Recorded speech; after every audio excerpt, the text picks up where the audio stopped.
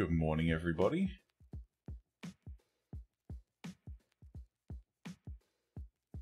Good to see you all. I am actually rendering something today, believe it or not.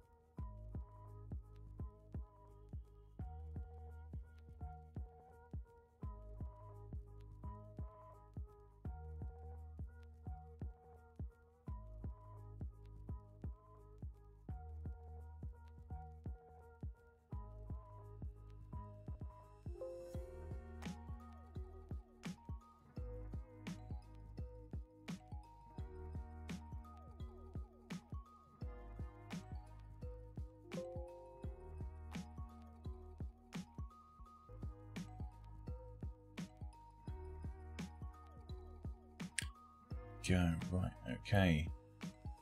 Hello mate, I'm doing a render for one of my games. Should be good. Okay, so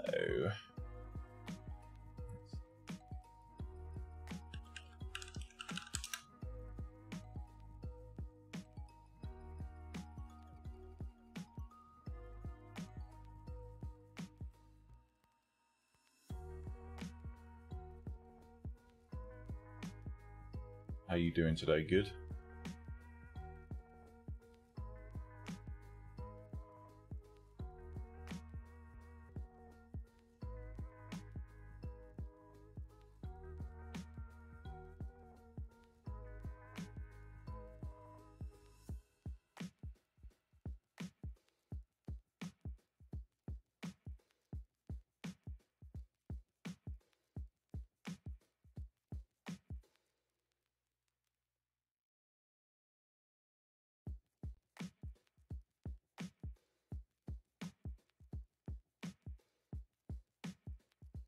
Good start. Good start.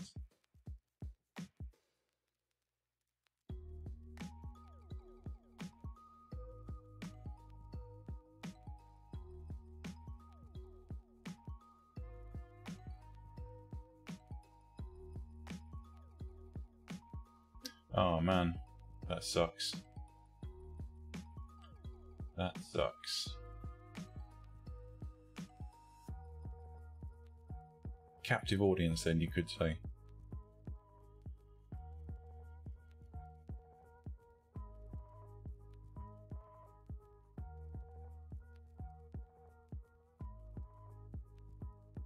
That's not gonna work. Beat her in the wrong position.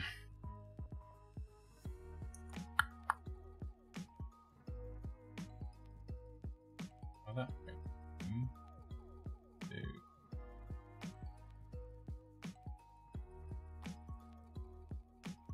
Oh my god, his legs are way too far apart. Okay.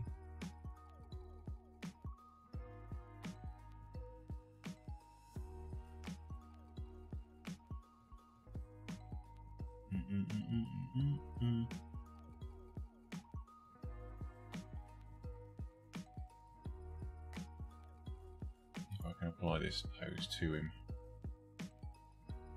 Yes, I can, and the skateboard appears as well. Well, that's ideal.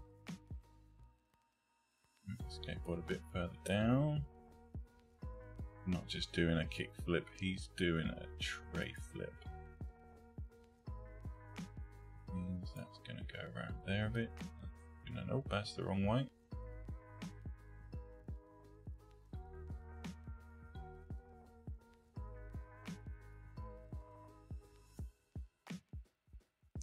Do do do do do.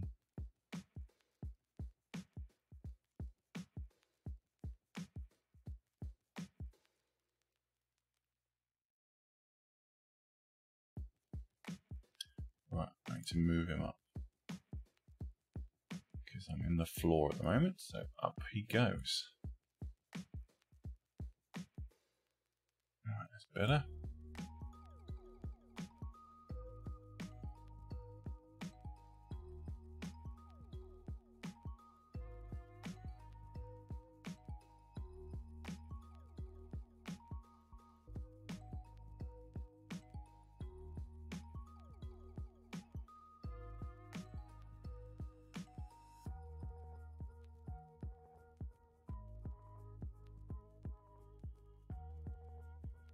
I honestly can't remember at this point. It's one of the I've had them for a very long time.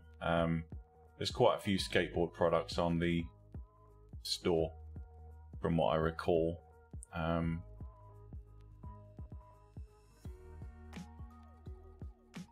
Okay, let's see what HDRI we can go with.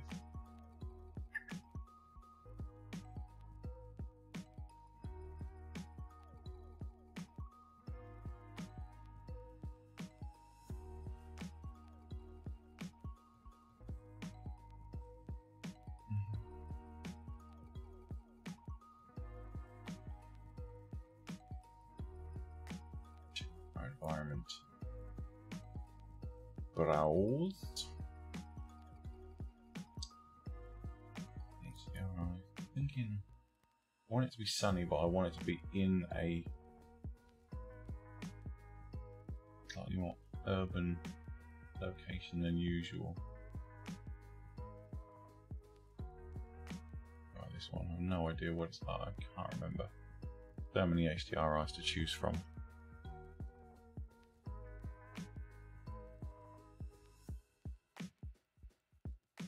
He looks very plasticky. Right, that's a better looking light source. Try spinning it around and see what happens. Turn off ground. Down rotation. That looks like he's jumping into a tree.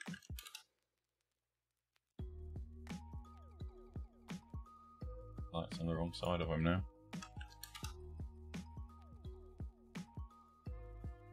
Now it looks like he's in someone's front garden. That's not gonna work.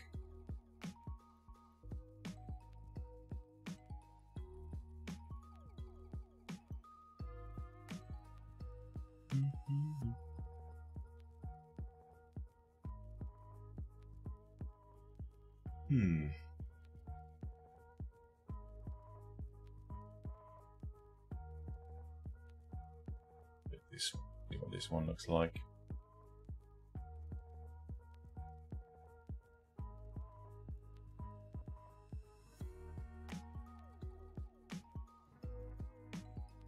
Well, there's certainly nothing obstructing the background anymore. Let's see what's... Where is the light source? Here's the question.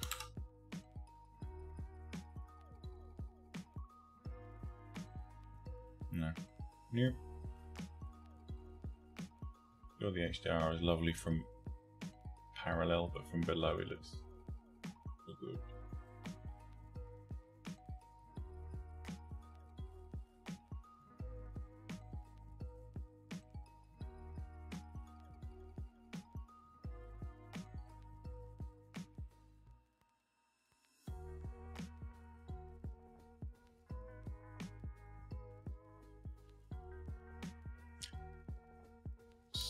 Changing that round.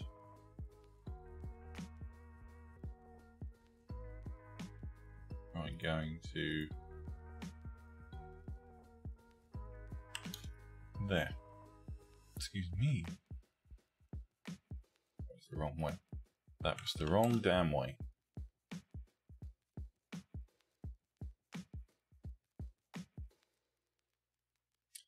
Nearly there. What we're after.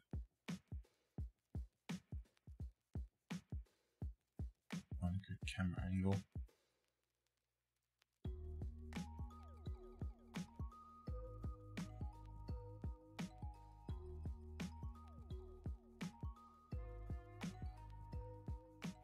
Do. Right, resolution we on 2, 3. We need to change this to a 16:9.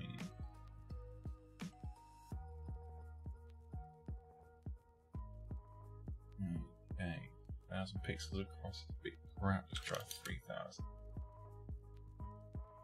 And zoom back. Plop our camera into the scene. And the camera can zoom in.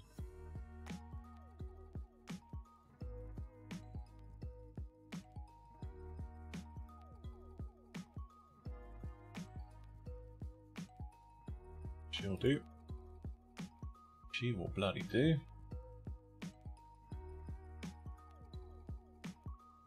Hello everybody who's just joined us. I think you can probably figure out what I'm doing.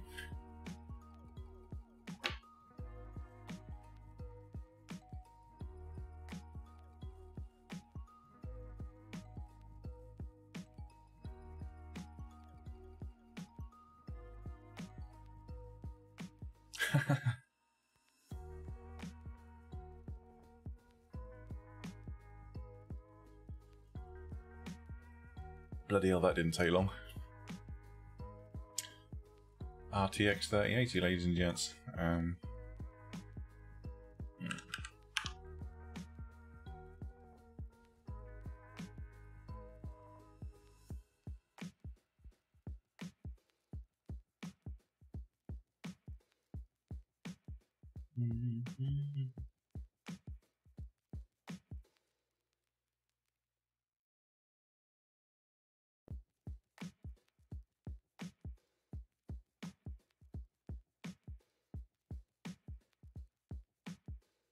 Yeah, absolutely.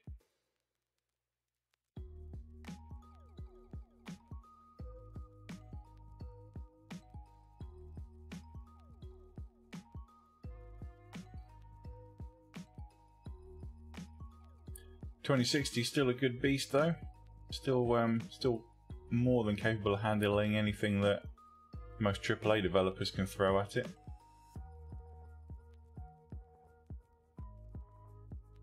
Could not load default tool presets because scratch discs are full. No. Oh my god.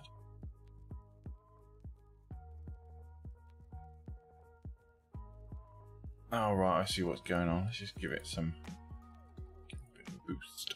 There we go.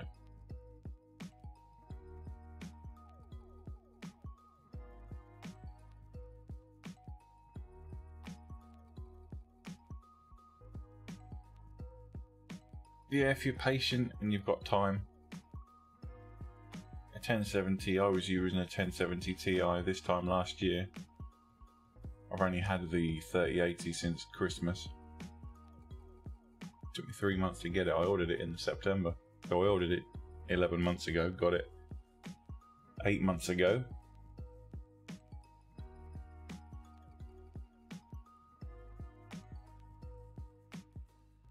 Didn't like that much, did it? Let's see. Let's try opening that again. Because the scratch disk for some inexplicable reason. Because I've downloaded too much crap on my C drive.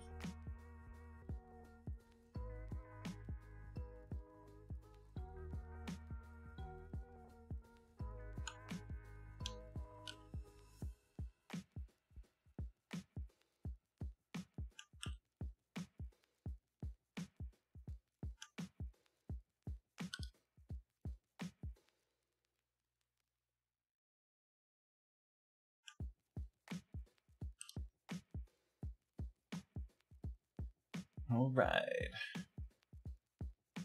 Right, now it's open. Perfect. So what we're going to do is add many layers.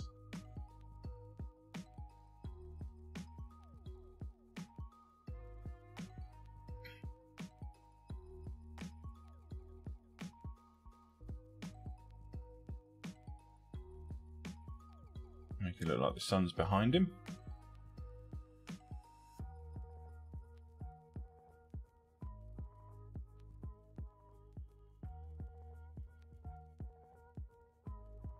Quite a big light source in this instance. And I think what I'm going to do is, I wonder if I've got a hex brush. Let's have a looky. Let's have a looky.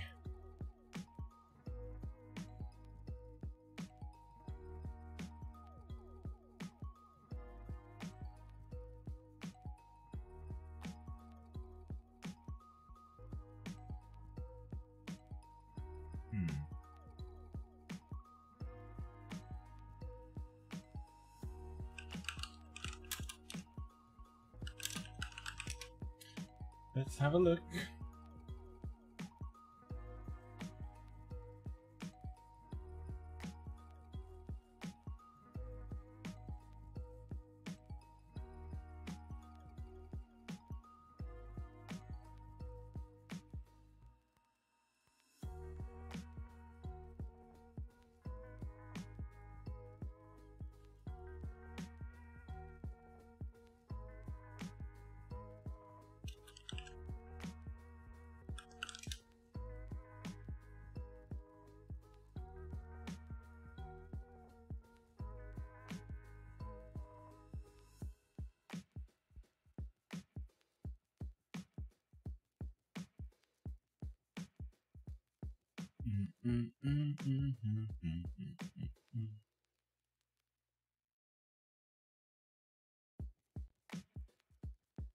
Nice, okay. So I need to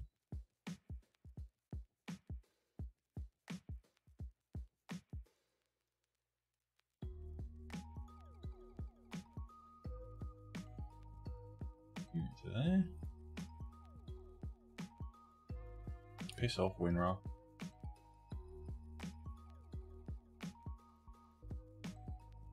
Perfect. Right, let's go with you. Come here. Import brushes.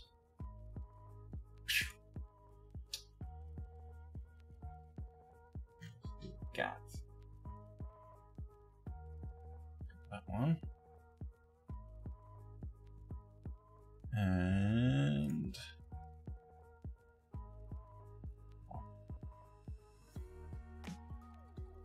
cool beans. Right, let's see. Pretty much, yeah. Okay, let's see if these brushes are any good. I need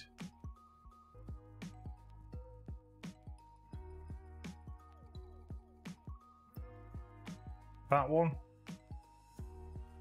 That there. How big is my brush? Too big? No, not big enough. That'll be the reason why I can't see it, because caps lock is on. Right, I need to change the rotation of this ever so slightly. I'm going to go with over there. That's better.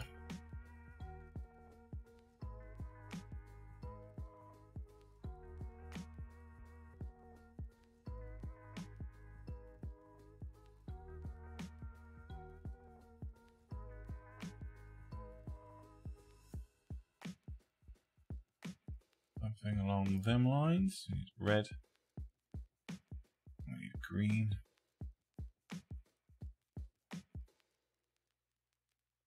Go there. And we need blue.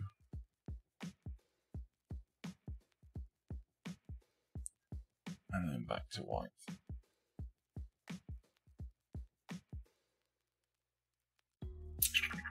I know I can do this better than that. Better idea. Delete that layer. Create a new one. Turn the flow all the way up. There. Now, just go with red.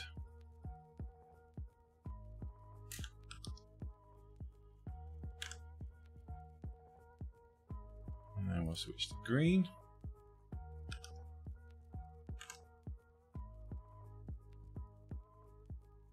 Boom, that worked. That was what I was after, more or less. And I think I might need to give that slight blur because that does look a little bit too sharp. Or I could drop the opacity down. No, that just looks weird. Blur, blur, blur, blur, blur, blur. Doesn't need to be like crazy blurred. Just don't want that hard edge on them circles in the middle. That just looks strange. Okay, new layer time.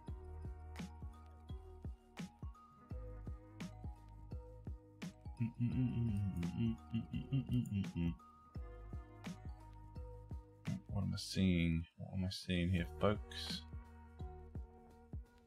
I'm a little bit over the top.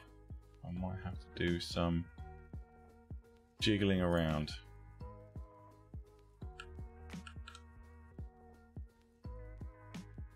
No, it's actually not as bad as I thought it was going to be.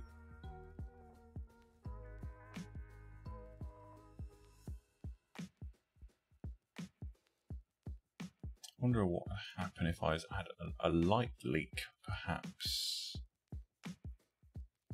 Do that. Let's go with straight up standard brush.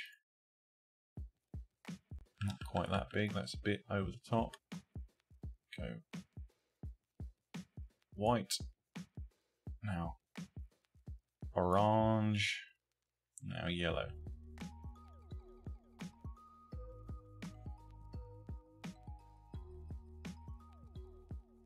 Alright, like a boss.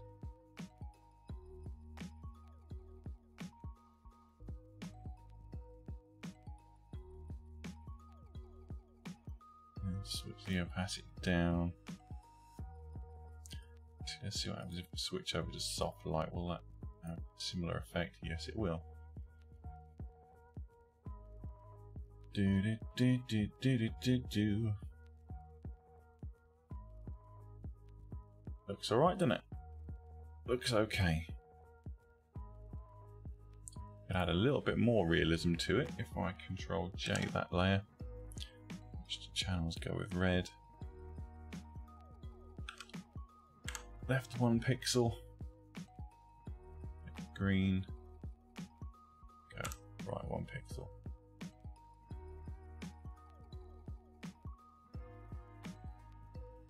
Let's drop that down a smidge. But it looks like normal chromatic aberration.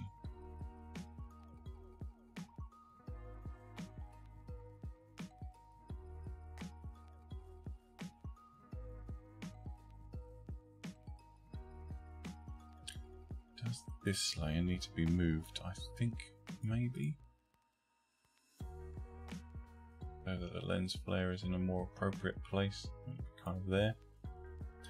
That looks better.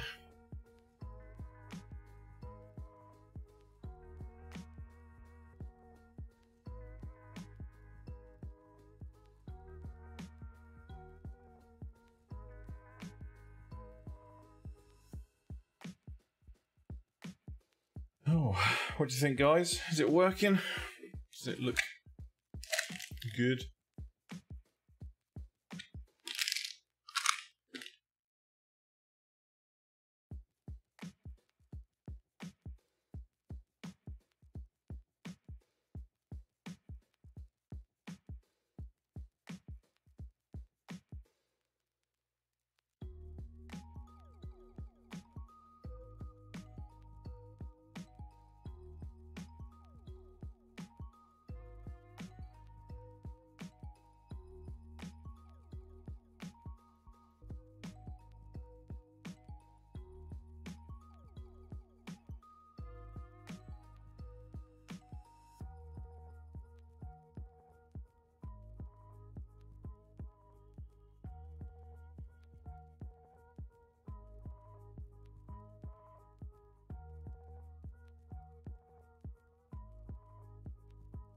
It's quite a jump, isn't it, from that to that? But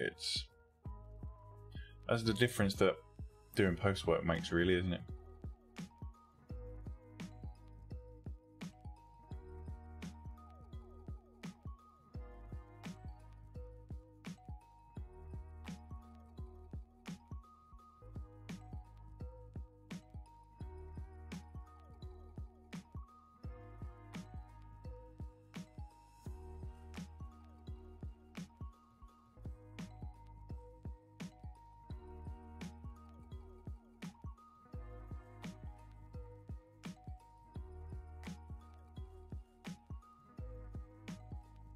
Alright, let's switch this to smooth shaded.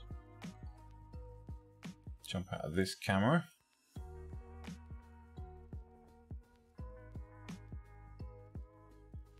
Go with a...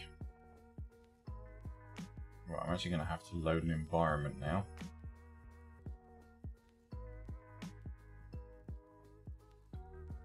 just the environment in mind.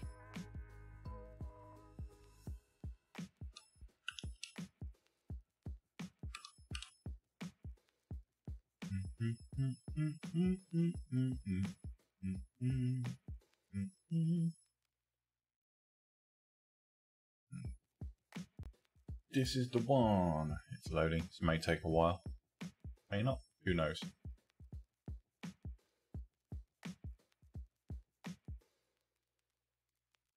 Okay.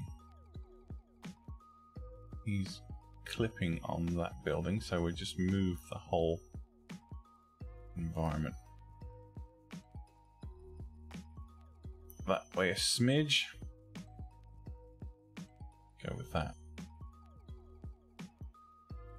Let's give him a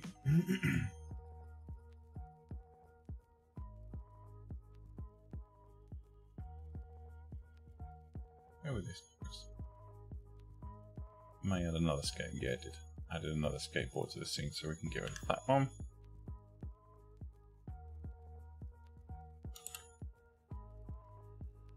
Sweet. Morning, Rude. Morning, Aracol. Sorry, I didn't see you then.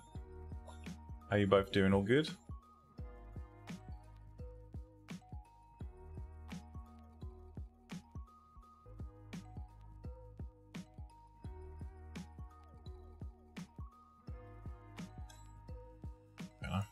That's better. Wow, he's actually on the floor. It's a miracle. Do need to rotate him though, because he's getting off a curb right now. Caffeinating, fair play. Right, so now we can get rid of his hair, his eyebrows, and his eyelashes.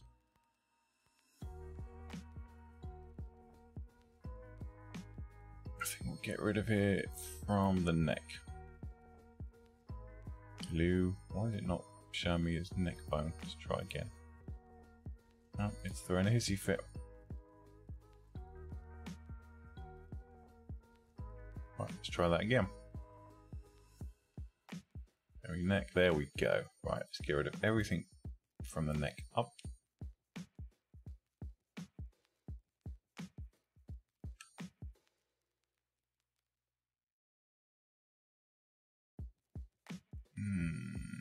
Camera.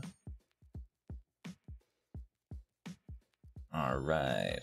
Alright, alright, alright.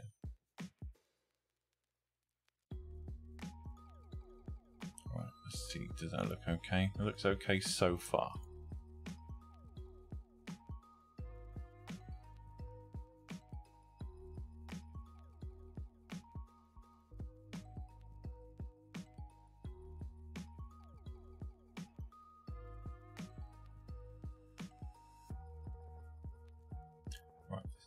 This camera needs a bit of focal length adjustment out.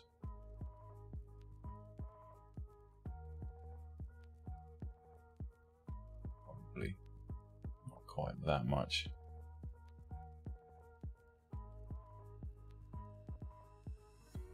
That might be okay. Turn on depth of field, come back to there.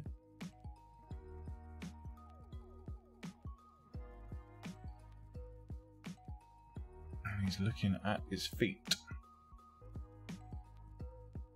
Stick this into iMVideo iRemote and see what happens.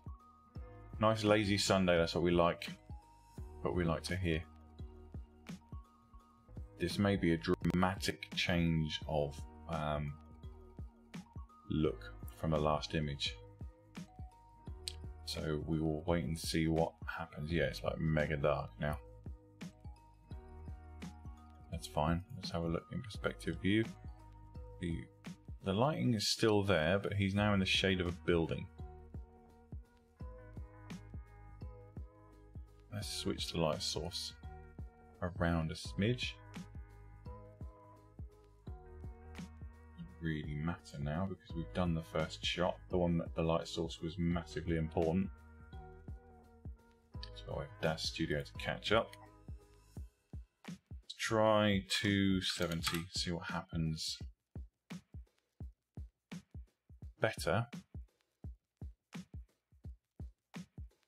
Right, now I'm seeing... Haha! Easy fix for this.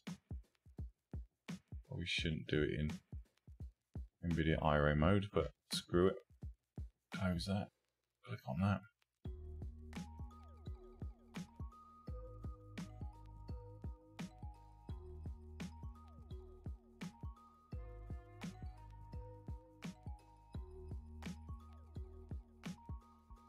That's better.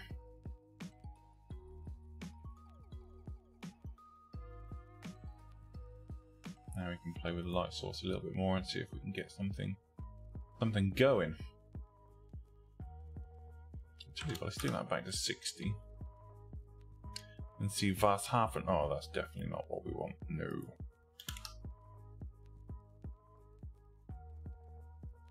No. Okay, let's try 300.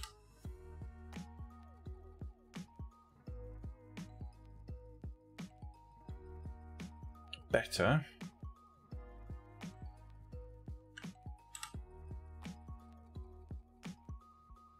Yeah, well, that's fine. That'll work.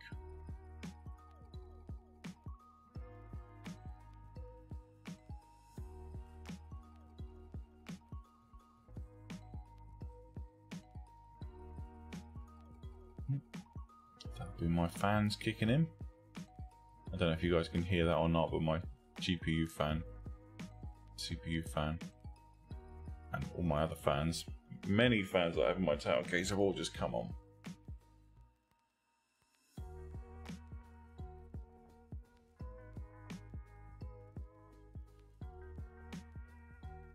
And there they go off again. Yeah, need a little bit of tweaking in post, but it'll be fine. Let's just bang that one out. For those of you who just joined us, that's the shot we were just finishing up. Oh, good, thank you.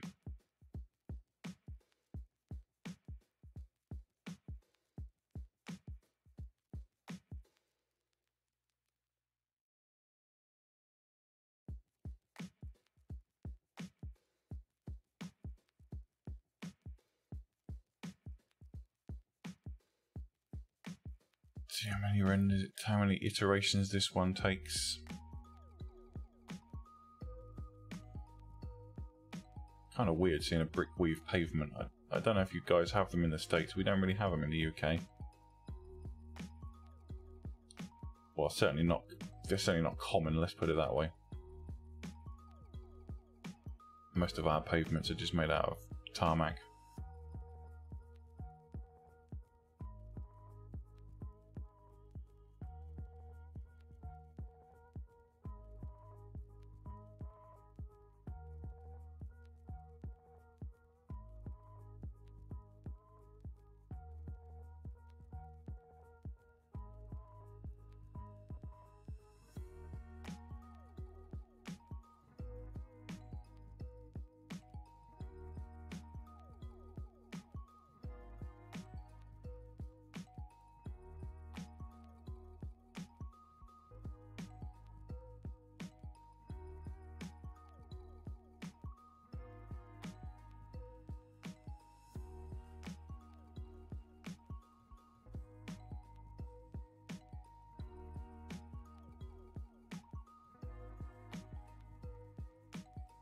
So the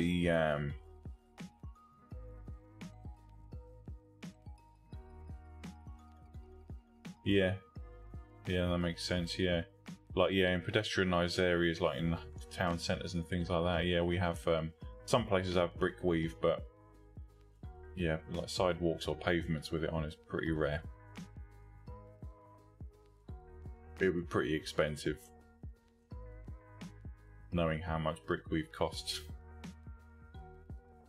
Just for the sheer amount of time it takes, more than anything else.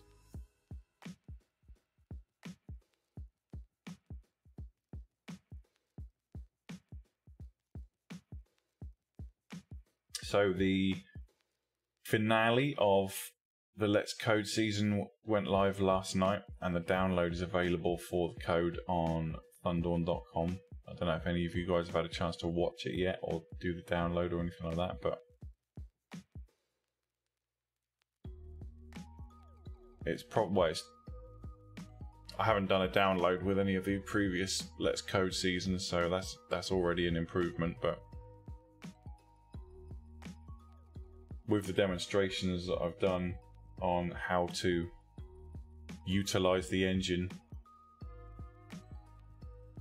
that's basically done all the hard work now. So, you know, means that it's just taking RenPy that one stage further. It's allowing you to do more advanced things without having to overly think about it, you know. As I say, the majority of the coding's done, so you can just, as long as you know what to do specific things with the engine, which we demonstrate in the last 2 or 3 episodes.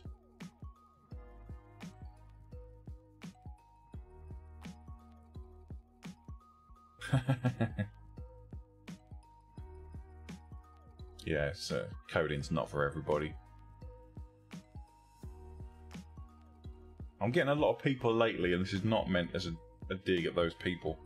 I'm getting a lot of people lately who are coming onto the channel, looking at the RenPy stuff, and then asking how to create the artwork, how to create the visual stuff.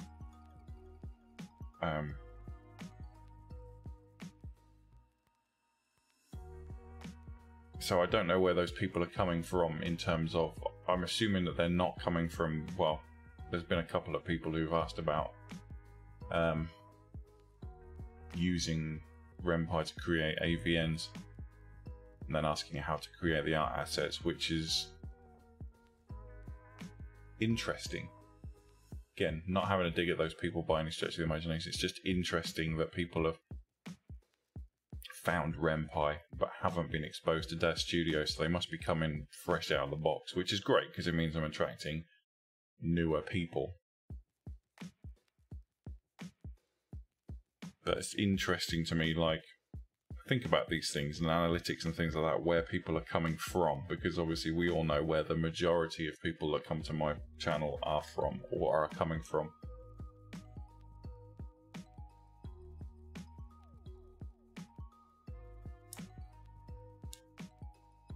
I'm going to be exploring with Blender a bit soon as well, because obviously now they've got the render man thingy, Pixar render man thing. So that's interesting to explore. It's going to be interesting to explore what its capabilities are. I haven't had too much of a chance to explore with Blender's abilities to pose and all that sort of thing, but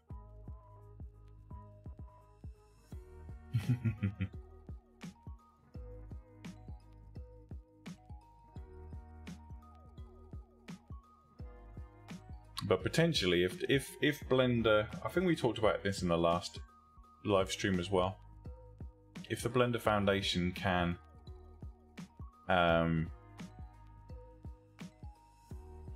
compete in terms of functionality, but Dev Studio doesn't have a lot of functionality. It's good at one thing and one thing only, and that's posing characters with ease and getting reasonable looking renders out of them that you can then tweak in post work.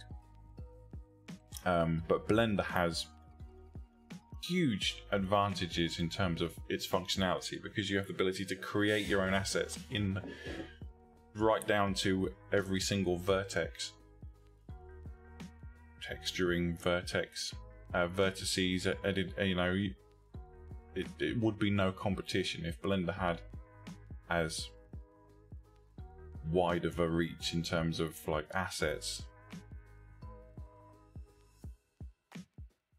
But now the RenderMan thingy's come out, so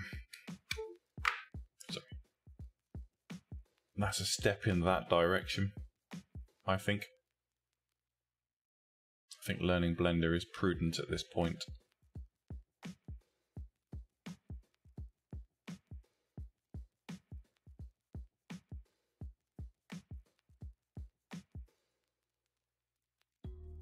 I mean, at the end of the day, it's all the same stuff. You've got light sources, you've got cameras.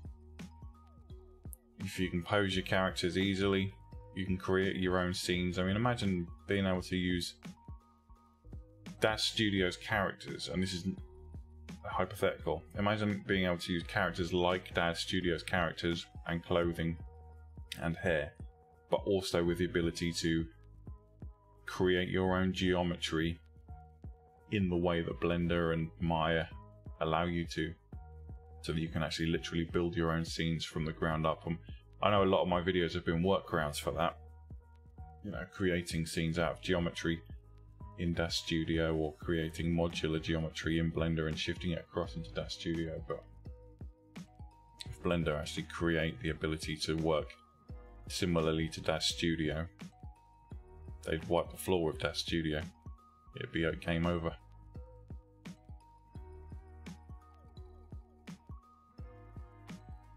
Which is an exciting prospect, not DAZ Studio being game over, obviously. That would be a shame, but it's very much a case of you reap what you sow on that one.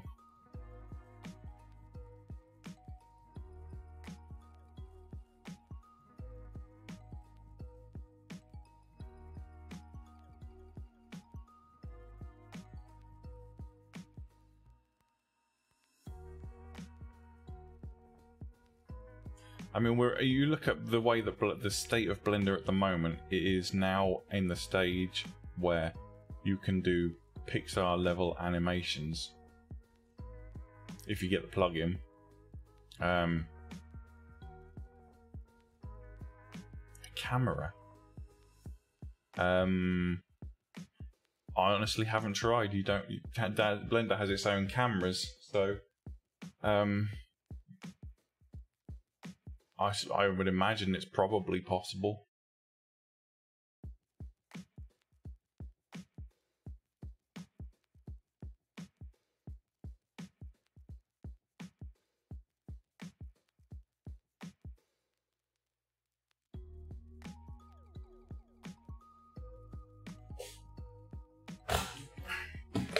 This gaming chair's dying on me.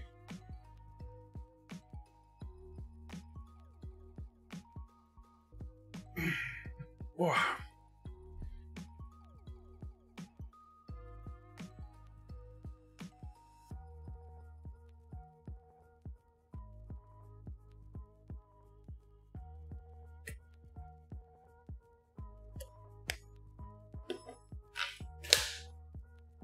Dear. Oh, it's finished. Wondering why everything had all gone quiet all of a sudden. Let's just go with that.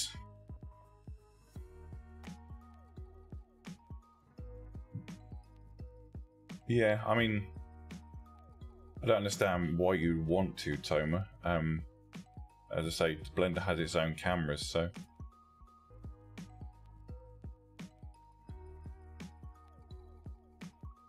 it's only the left arm that's dying on me. It's been that way since not long after I bought it, to be fair. But right, what am I doing? Go to there and that one. Okay, so unlike this one where we've added all of this lighty stuff, is the light sources behind the character, this one is a smidge different. So the light source is actually behind the scene, so there's no room for lens flares and things like that in this scene, but we can add some interesting things.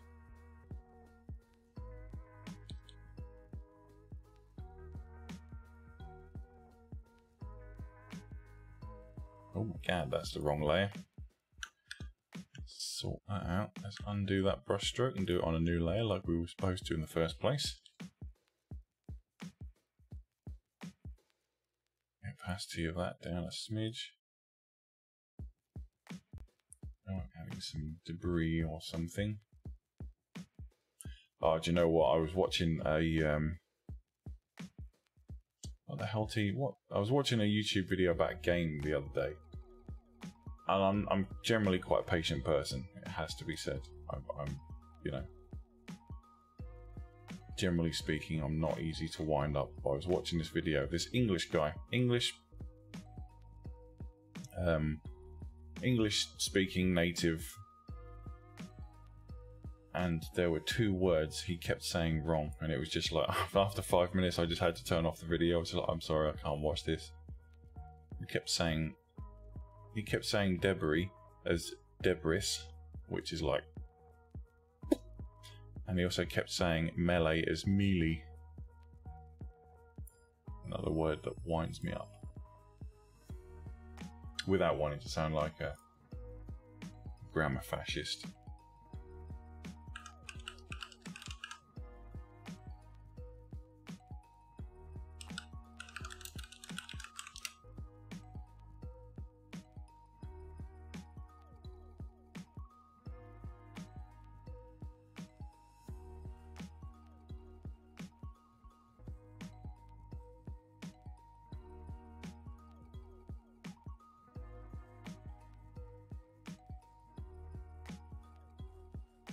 Look at this one.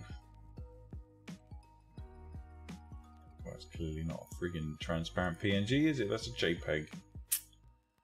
Son of a bitch. This one.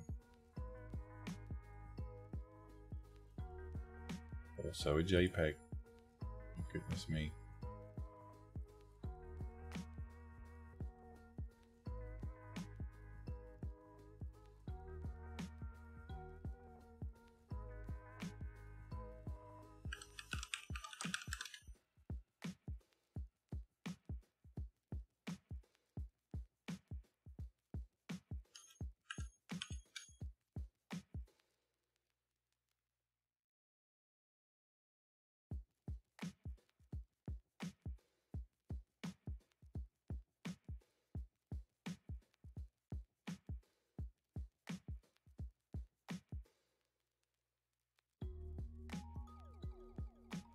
There we go.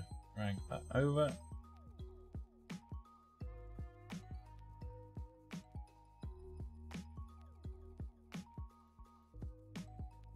Oh man. I don't think I'd get on well with your mum.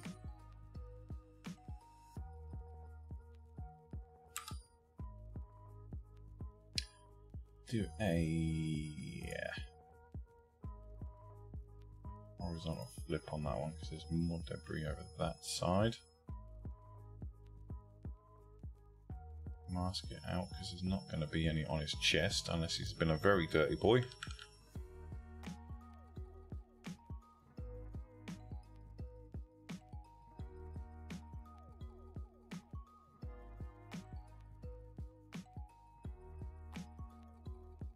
I'm just fascinated by how someone can get to the age, because this guy wasn't like a child, he was clearly a young adult. I'm just wondering how you can get through 20 odd years on this planet without learning how to say the word debris, or debris if you're American. You know, genuinely boggles my mind. See, melee, I can sort of tolerate that to a certain extent because it's not actually an English word.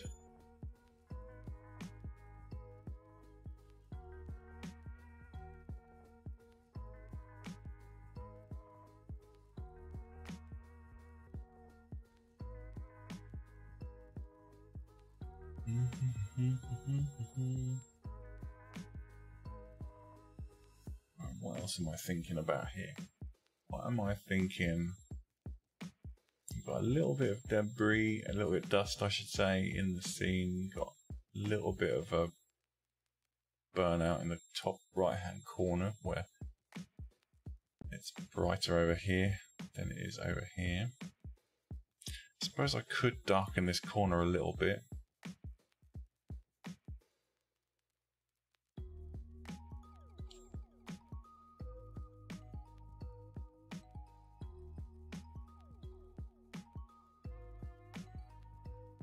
Lens a little bit more, draws the eye a little bit more over this way.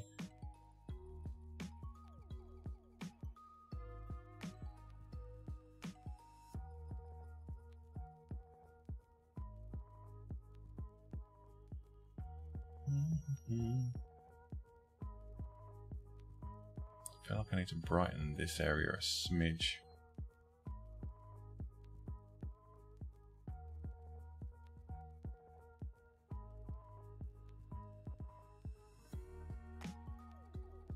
Yeah, Yeah, it's the same with in the fitness world. Back when I was a PT, there were about 18 different ways of saying hypertrophy. Some people say it hypertrophy, some people say hypertrophy, some people just say random words. I say hypertrophy only because we say atrophy and not atrophy.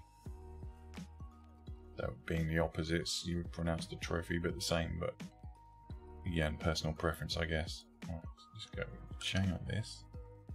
Let's go with masking out that area. Let's see if the quick select tool can do its job. Son of a bitch, it almost did.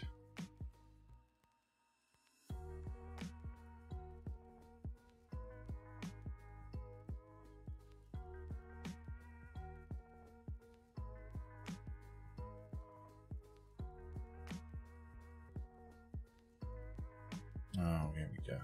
Before I start wrestling with it. There you go. So that's you all geared up, ready to start using the engine.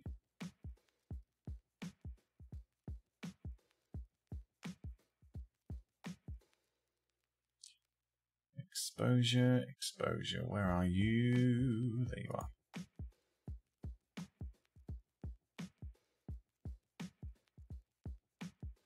That's better. Comes the layer mask.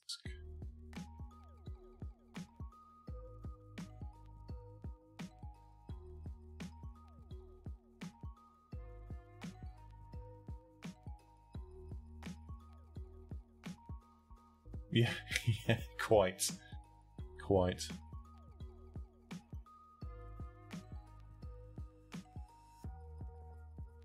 Tin foil. Yeah, see, the aluminum and aluminium thing I get because they are actually the same word but spelled differently. In America, there is no I in the second half of the word, whereas in the UK or in other parts of the world there are. So I get saying aluminum because that's how it's spelled over there. And so that is an actual difference in, you know, although we're referring to the same thing. But like things like Jaguar and Jaguar, they sort of boggle my mind a little bit, but again, it's just, that's there's no silent letters in Jaguar that are being mispronounced. In debris, there is a silent S, but it is a silent S. It's not debris. And how an English person, how an English-speaking person could not know that that's what baffled my mind about this video. So that was annoying me because he kept saying it, and then it was a Minecraft video. He was talking about ancient debris, and he kept saying, "Oh, ancient debris," and I was like, "Stop saying that!" And then when he said melee, I was just like, "Do you know what? I'm out."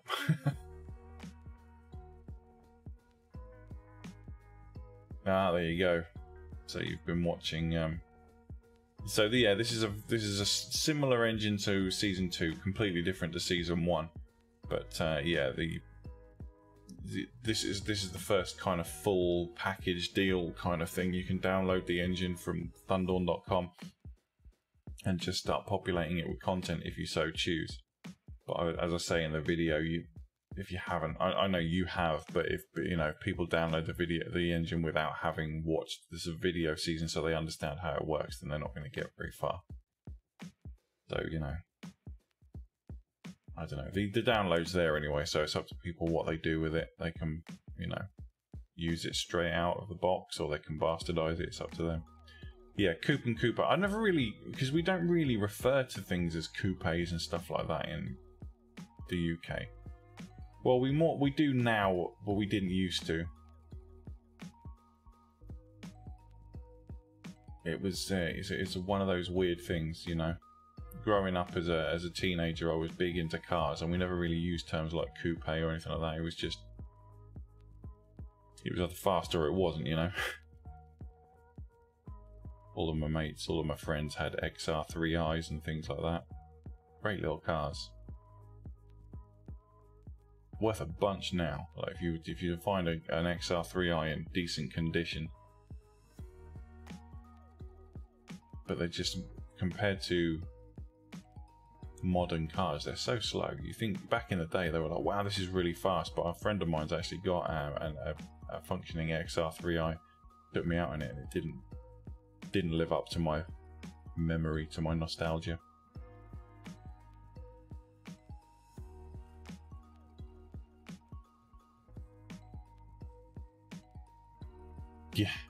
Yeah, a lot of them had accidents. Yeah, one of my mates actually did. He went too fast around a roundabout and got understeer and just drove it up a curb and wrecked his suspension. Instant write-off.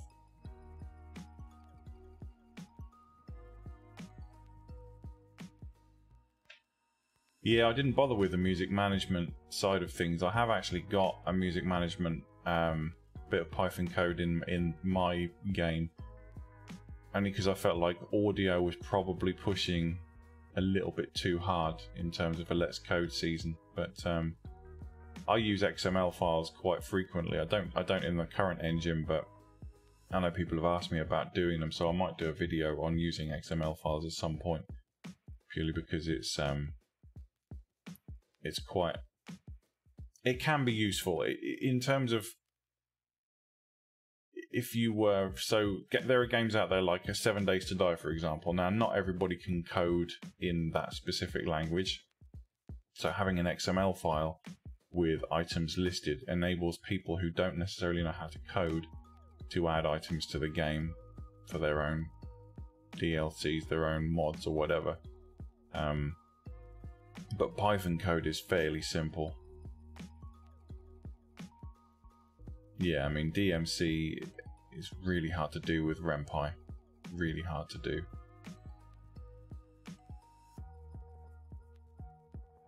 Purely because it's so easy for people to rip the code.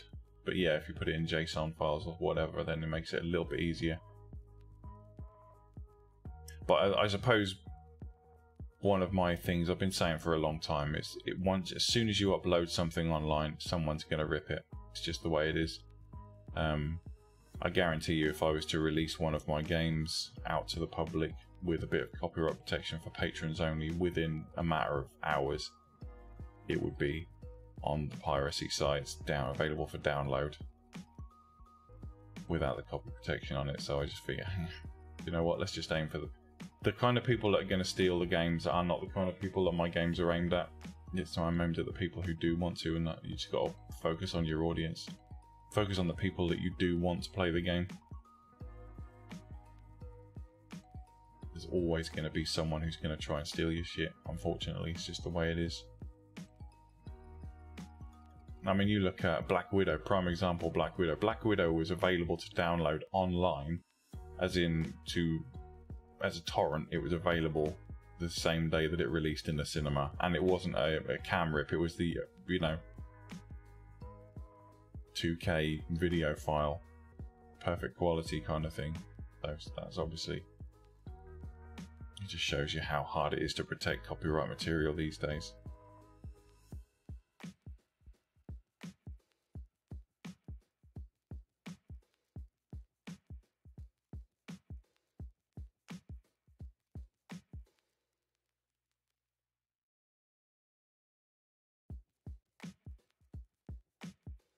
Don't use PNG. That's the best I can say, really. PNG files are harder to compress. You can use like Tiny PNG. There's a website called Tiny PNG which will compress them down without sacrificing too much of the quality. But PNG files are notoriously harder to compress and are generally a lot bigger than JPEGs, because you can't even use cesium on PNG files properly. I mean, it'll accept them, but it'll take away any transparency or anything like that. So I would recommend switching out from PNG and converting to JPEG and then just compressing them normally, if you can get away with it. If it's not too, I mean, 2 GB sounds like a lot, but when you're using PNG, that's not a lot of files. You're probably looking at about 1,000 pictures, 1,000 images, if that. Failing that, if you're adamant that you need to use PNG files, just check like Tiny PNG or a website like that that'll do batch. It'll allow batch upload and batch download, but there are limitations because they're free websites. I know that I mentioned Tiny PNG once before, and someone started trying to flame me, saying, "Oh, it's not safe. It's not safe." It's like, how narcissistic do you have to be to think that someone's gonna steal your images.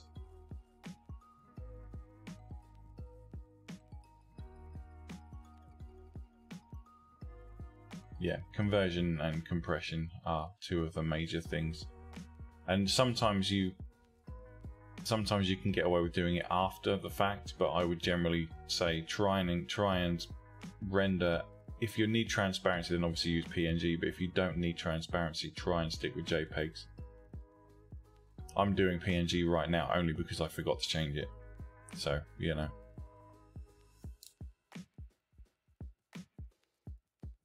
Oh, there needs to be something over here, some kind of glare or something.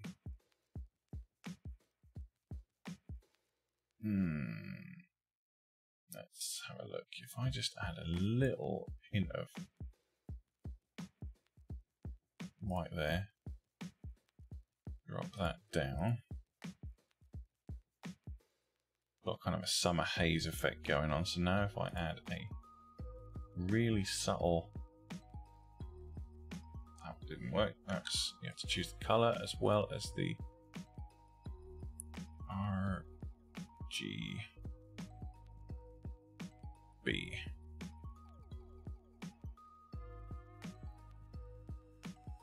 Add a little bit of color to the shot, didn't it?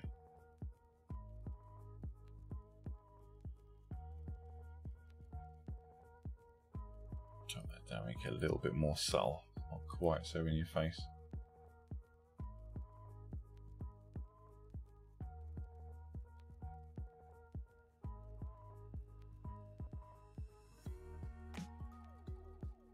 Yeah, it's difficult. It is difficult. Like the amount of money I've spent on various different stores for Daz Studio content is horrendous, and there is the temptation to find those assets elsewhere is obviously strong because the quality of the assets isn't necessarily always worth the amount you have to pay for them. But it's an exercise in restraint and remembering that you reap what you sow, you know, sooner or later. I mean, I would venture to guess that the majority of AVNs out there available for download have been created using assets that weren't necessarily paid for, which is, it's up to them, and it's up to them what they do. It's got nothing to do with me. But you've got to be really careful if you're releasing things to the public.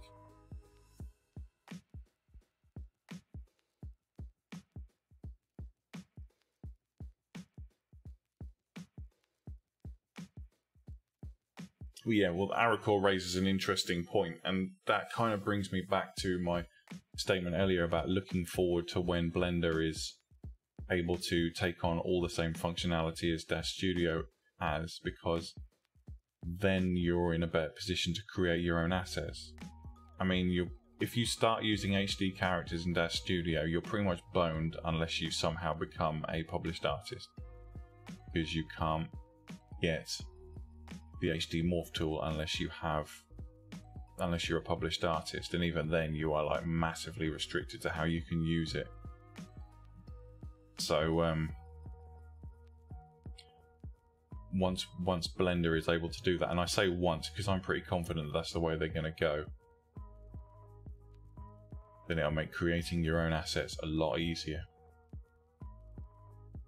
The only part of it then that's going to be a challenge is texturing, because creating textures for these characters is the part that's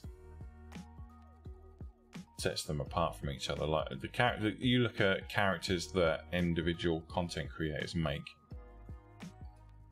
I don't want to name any names, but there are some who the geometry is almost identical, but they've put different textures on them so the characters look different. And the reason they do that is because you can charge a lot more for a full geometry character than you can just for a texture pack. If you were just sending someone a couple of JPEGs, you can't really get away with charging $30 for it, whereas if you package it as a character, then you can.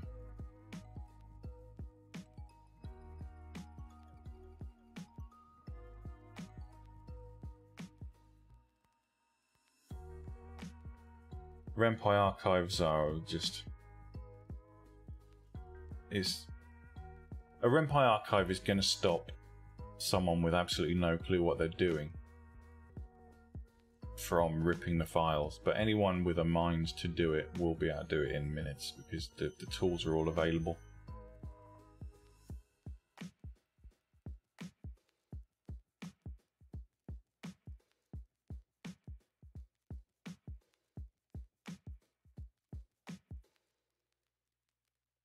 Yeah, in terms of that, Felsenstern,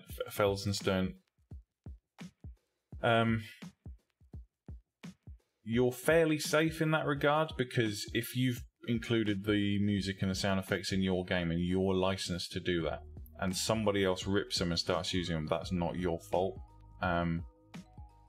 It's them who... As long as you can prove that you've reasonably attempted to protect those assets. But I mean, at the end of the day, you're the license holder, so if somebody else starts using them that they've downloaded from your game, there's nothing... It can't come back on you. You're safe. Yeah, I do that all the time, I recall. Like, most of my characters use a skin that I really like from one character on the geometry from another, and then I tweak the geometry to make it work for me. I don't think I've ever used an out-of-the-box character. Not seriously, you know, I always tweak, stick them in ZBrush, add some changes. I even tweak... I'm at the stage now where I tweak the textures and stuff as well, because there's always something that's in a weird place or something that just doesn't sit right with me.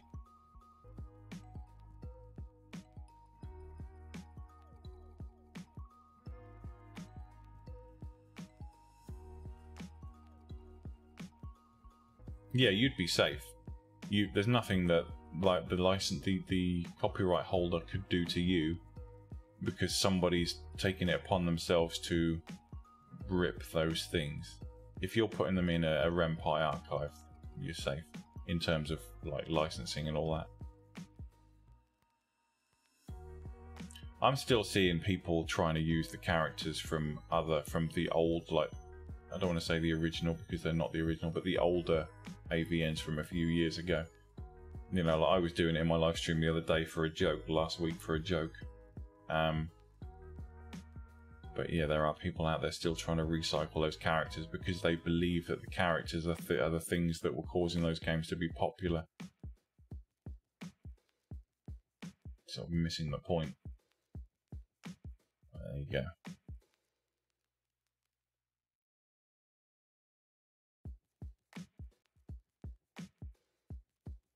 Okay, let's switch modes again. Let's go with...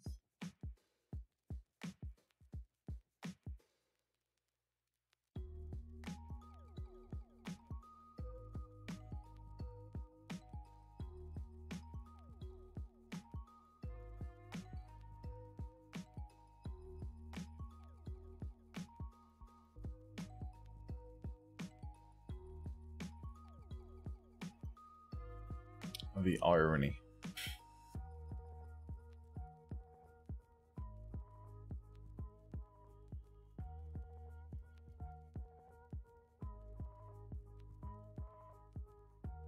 As long as you got permission from the person who wrote the game originally, you're okay, I suppose.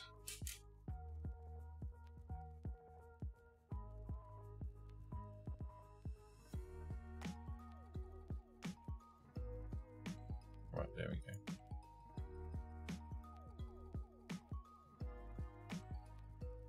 The thing is, there's a very, very big difference between an Easter egg and... It depends. Like I for a joke put a couple of those characters in one of my earlier games. Like you say, it's a bit of a nod. But at the same time, it's dangerous territory to be in. But because those characters are basically straight out of the box, there's no real adjustments made to them. You can kind of get away with it, but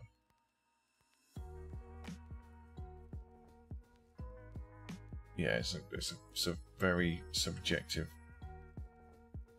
topic. Okay, come in.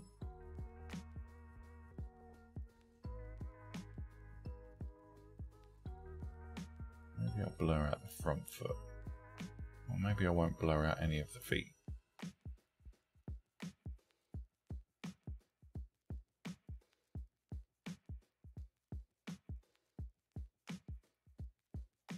That'll probably work.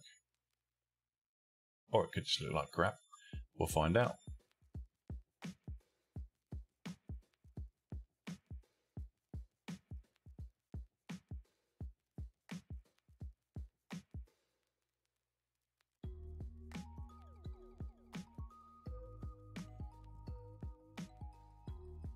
I remember when I first started getting into it. This is going to probably make me sound like a complete douche. I remember thinking one of the more popular games, the problem I had with it was that it seemed to be using Unity to create a visual novel is a bit overkill. Unity is a tremendously powerful game engine, but you don't need it to create a use it to create a visual novel. You know, when you've got such a lightweight tool as RenPy, alright, there is extra functionality that Unity uses, but the game that I was playing definitely didn't need to be written in Unity. It was just, it took too long to load and it was too bulky for what it was.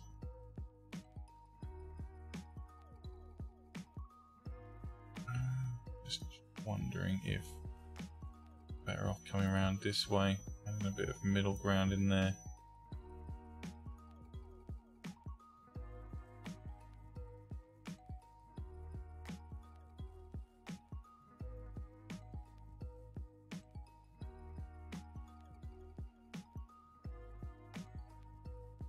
I'm not judging, man. It's up to you what you do. Nothing to do with me. That's for damn sure. Right, I wonder if I pin his...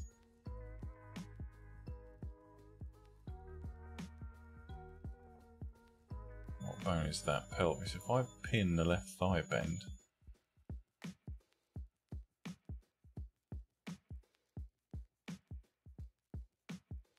and the rotation, I wonder if I can get the foot to move. I want to put him in a better position.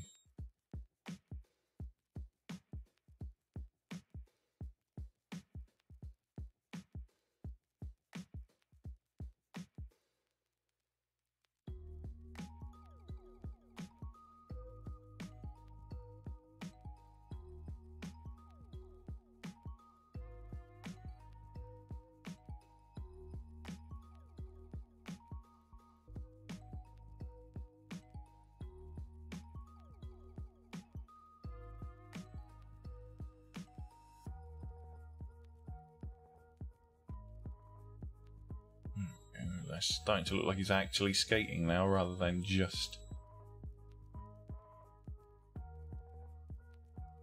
let's just move these out a little bit more. Put that bloody fence there. What tit did that? That'll be me then. Let's just stick these right on the edge so it looks like he's about to do an ollie.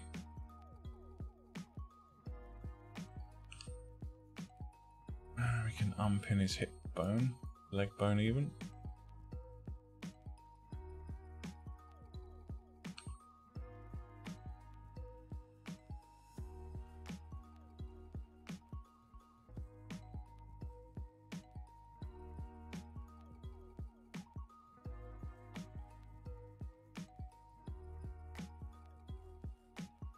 Oh, what's happened to his... What happened to my camera? Why has my camera gone mental? Am I behind a sheet of glass or something? Is that what I'm doing?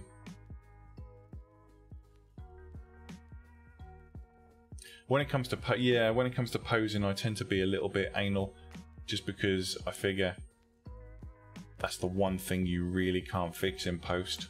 If you pose it badly, you really can't. You know, there's so many things that you can fix in post. What's going on with the camera? What the frick? Camera 2, no, camera 2 is fine. Camera 3 is staring at the back of a bush. Did I accidentally move the camera?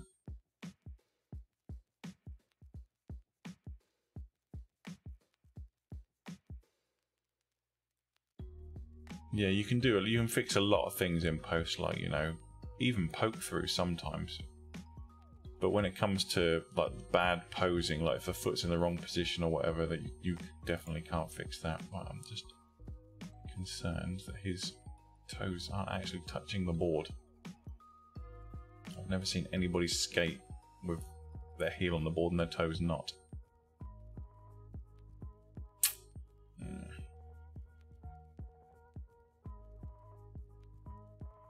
I do apologise if you can hear my laundry. My washing machine, though, is being unusually noisy today. Oh, for goodness sake, there we go.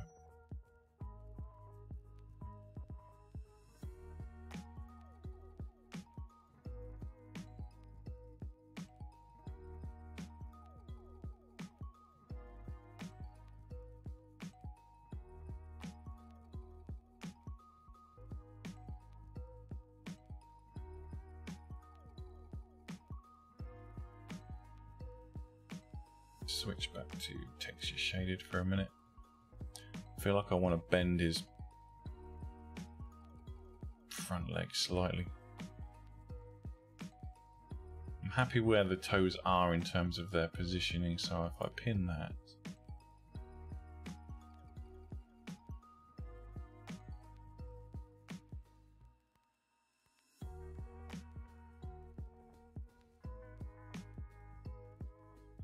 oh my god, the board's moving.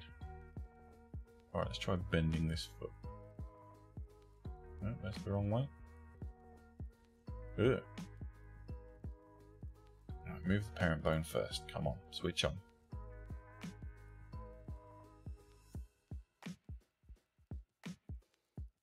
Right, maybe I need to unpin that because that's just causing mayhem over there. Unpin all. Right. Bend that foot back. Bend that forwards.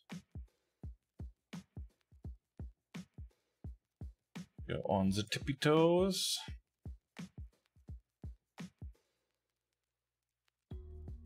Turn off that twist, that looks just weird.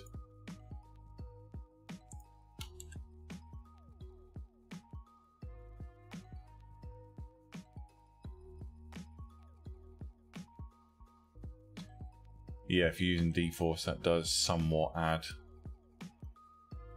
a little bit of time. Right, I've moved the board, thank you. Right, that's better. Right, he's actually standing on it.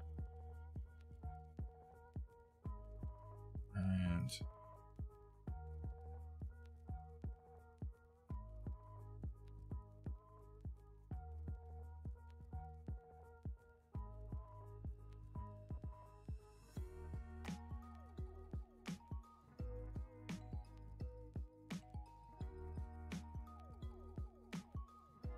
that's on.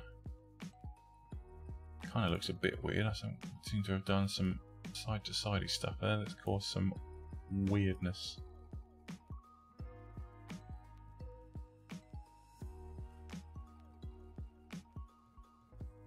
Okay, better.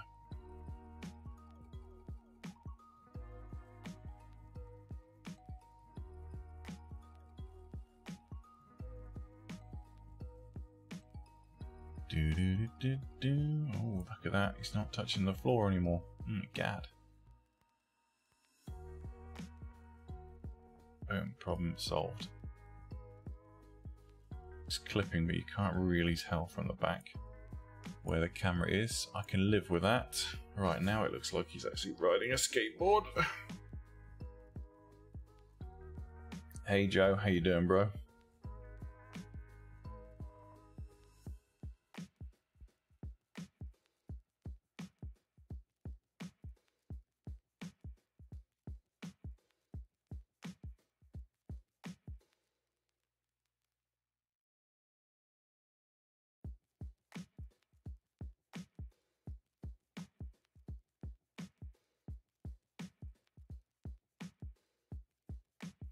Oh yes, absolutely. Absolutely. I feel like maybe I need to zoom in a bit with the camera and give myself a little bit more depth of field.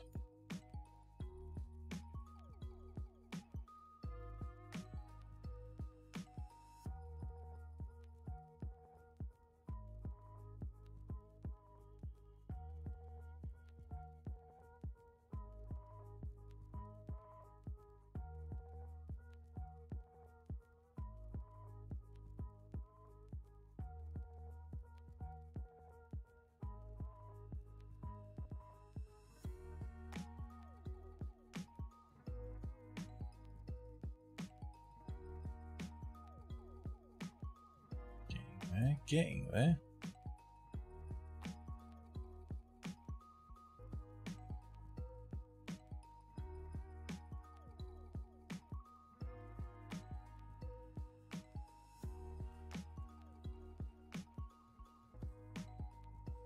Let's go shallower, shallower, shallower.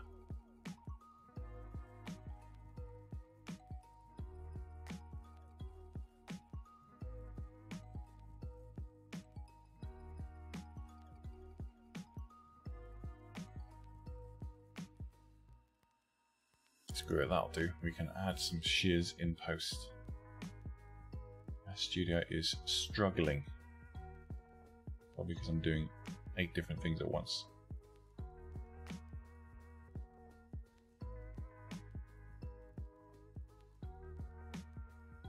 Yeah, we're okay. That wheel's off, but bit of artistic license. We can just say he's pushing down on the back of the board a bit.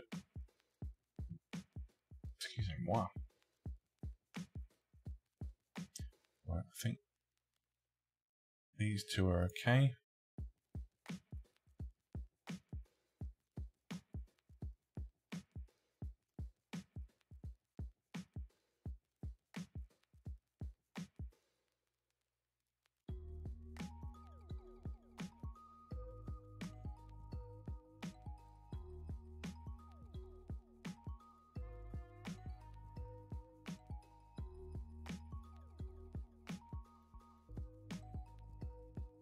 I assume the music's okay. I just put one track on loop, faffing around with all of the other nonsense.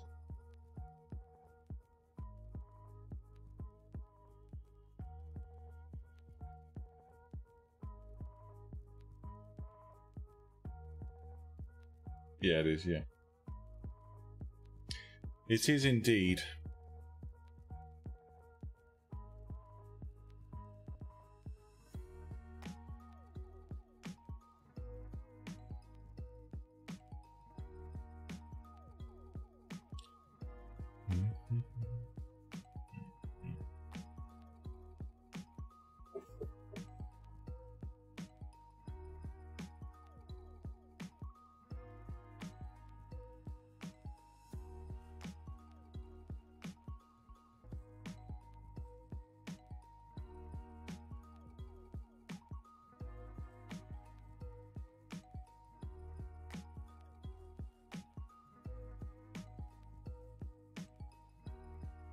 Oh, I'm glad you enjoyed it, my friend.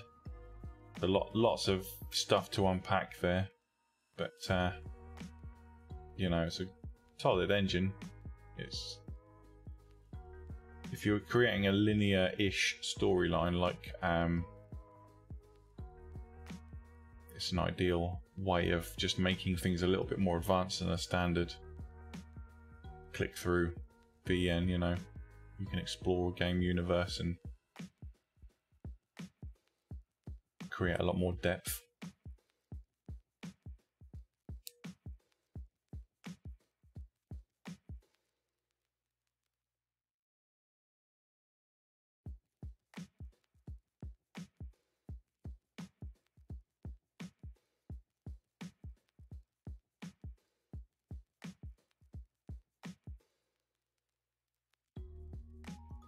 And the finished code is available on thundawn.com in the download section, so that's another tick in the box.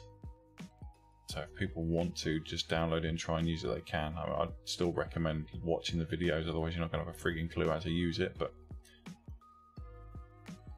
and I'm preaching to the choir here because you guys mostly have watched it, so.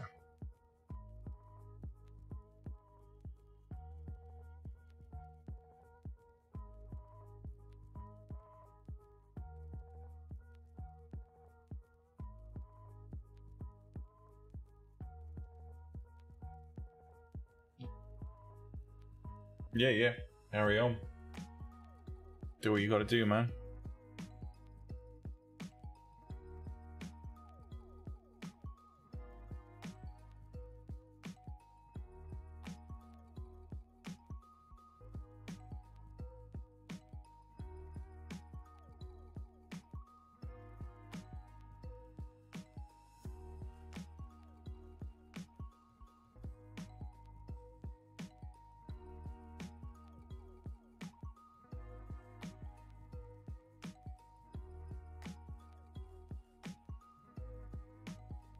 Is this still rendering on GPU? Or is it on CPU? No, it's still on GPU. I'm just using my GPU for many things.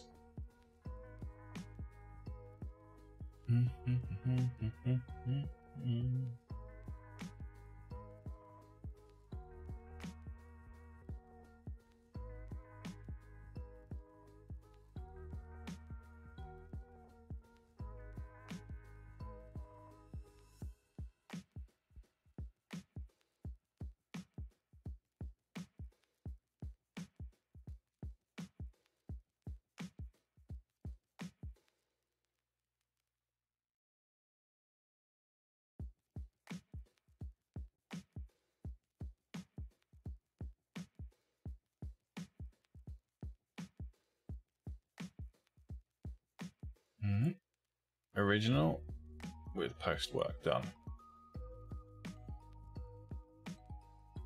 Original with post work done. I haven't done anywhere near as much to this image. Original with post work done.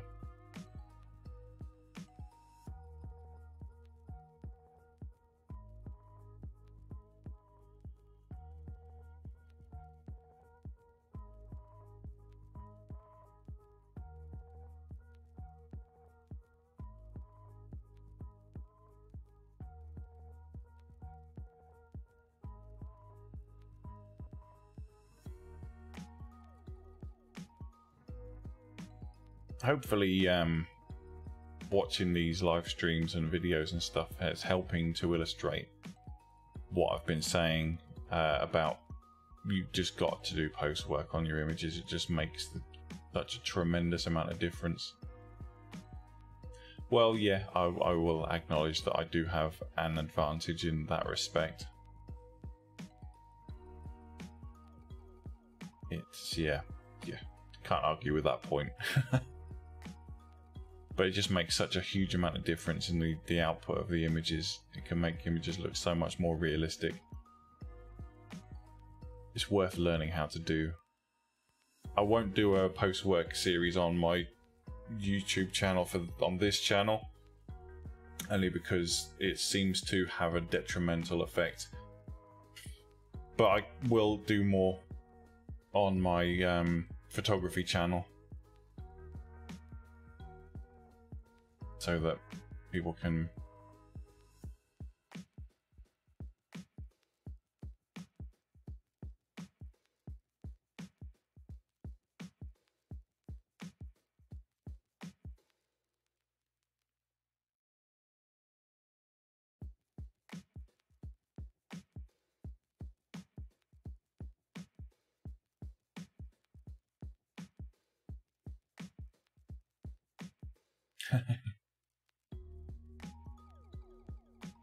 So I will I'll post a link to my photography channel, and then people can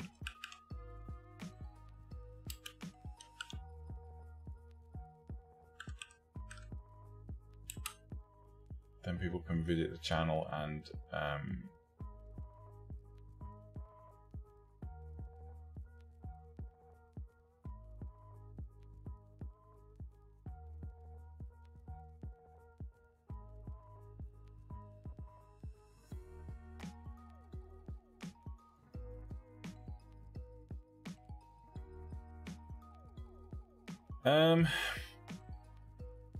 honestly, I never really gave it any thought, to be honest.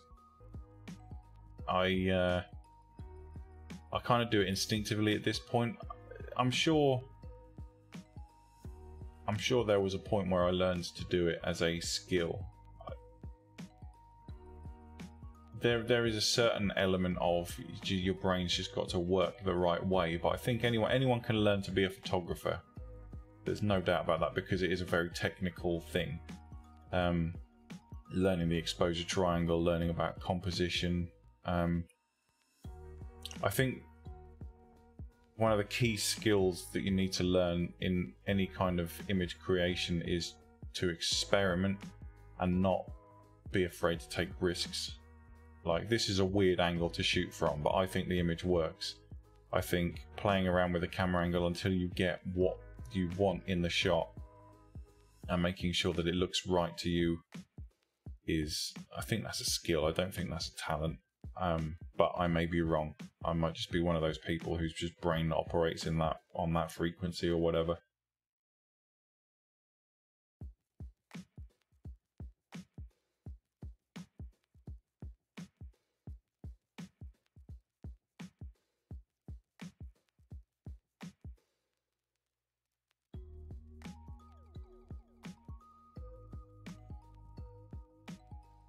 Let's see if I can.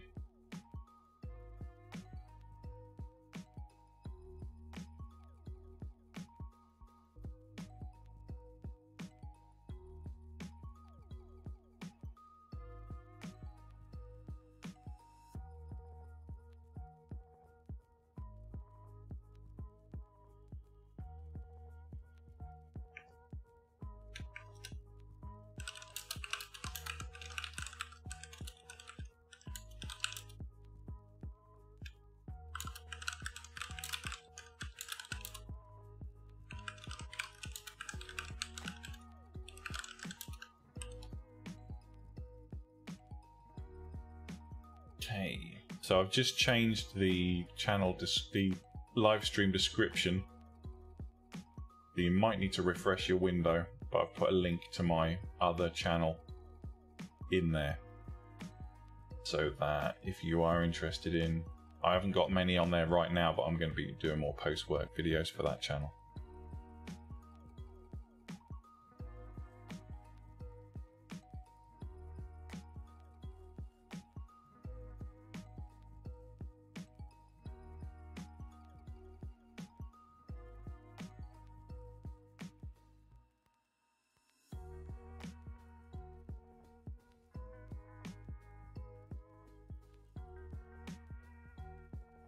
There are some videos on that channel, but I'm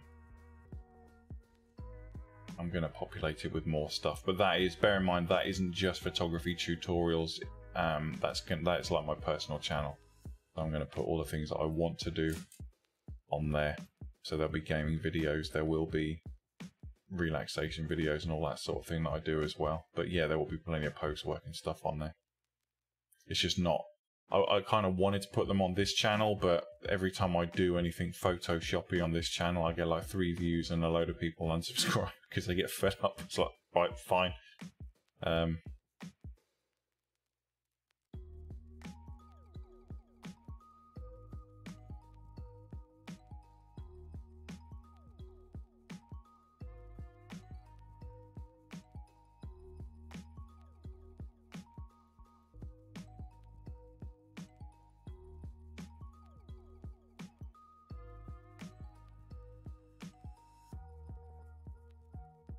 I think one of my videos is quite popular in the Philippines on that channel.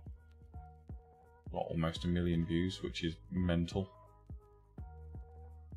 895,000 views. Ah, diggity dang. I think that's the most viewed video I've created on YouTube, and it's crazy. How's that render doing? Is it looking good? It's getting there. Getting there. It must be close to being completed now. Yeah, 94%. My goodness me. Do you know what? 94% is pretty good.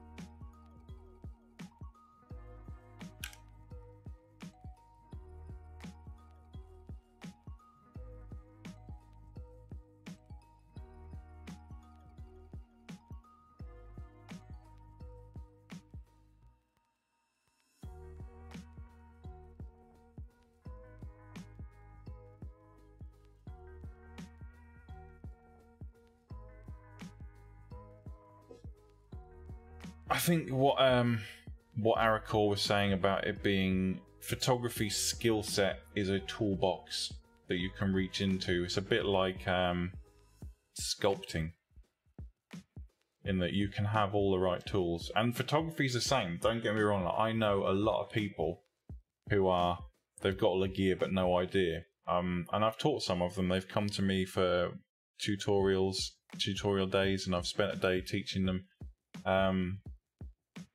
You know, they've gone out and they've got the best lenses, they've got the best camera gear, but when it comes down to it, you try and teach them how to see things the way that you see them, and they just struggle with it.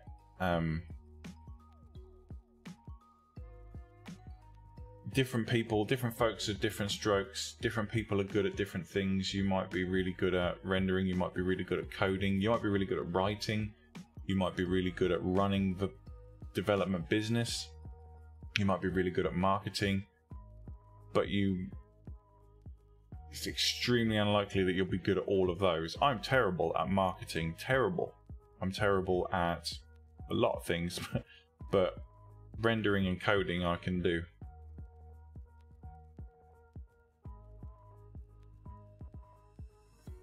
The thing is to find where you slot in. Find a way you connect to the business and stick to doing that.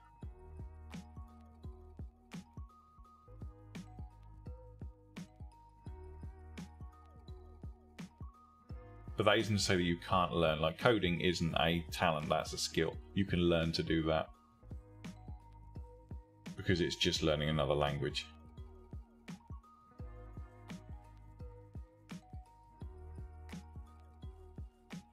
There's a guy who I worked with years ago when I was still doing photography professionally, and he was a brand representative for Phase 1 Photo. He had a £25,000 camera, and he didn't know how to use it. His best images, the ones that he was famous for, he never actually took. He basically got somebody else to do all of the setup, all of the makeup, all of everything was set up for him. All he did was walked in and pushed the button. And he's doing very well for himself now. But he still to this day doesn't actually know how to use a camera. You know, he's genuinely himself, and he will admit it himself, he's terrible at photography. He's a very famous photographer simply because he surrounded himself with the right people, and he's very good at marketing. He gets other people in to do the creative stuff, which is fine if he pays them the going rate, but you know, at the end of the day it depends. Like, I'm quite happy not being famous, quite happy. You know, I know that inevitably YouTube, being successful on YouTube, sooner or later, I'm not successful at the moment, but as I get more successful, then you could argue that that is inherently becoming more famous, but that's not why I'm doing it. I have no interest in that side of things. I just want to help people. But this guy he was all about getting big and famous, and good luck to him. You know, he's doing okay. He's financially, he's considerably better off than I am. And all because he's been able to sell himself better. It's the same with anything, you know, say you can fill the gaps, you can work with people who balance things out. If you're good at one thing and they're good at another, it works really well. It's the point of building a team, isn't it? You can't do everything yourself all the time. If I were taking my game development seriously, then I'd obviously have a team of people working together, but I'm focused on the YouTube channel. I'm doing the games in my own time as a hobby, same as I do the photography now.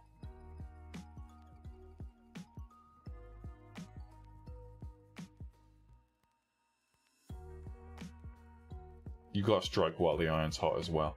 I personally think I missed my window for being a big famous game developer. I made too many mistakes too early on.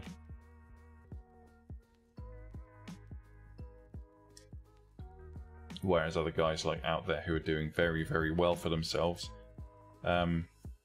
struck while the iron was hot and made the best of it. They took their shot and they ran with it, which is brilliant, you know. Amazing stuff. Oh right, I was meant to be dragging that image in, wasn't I?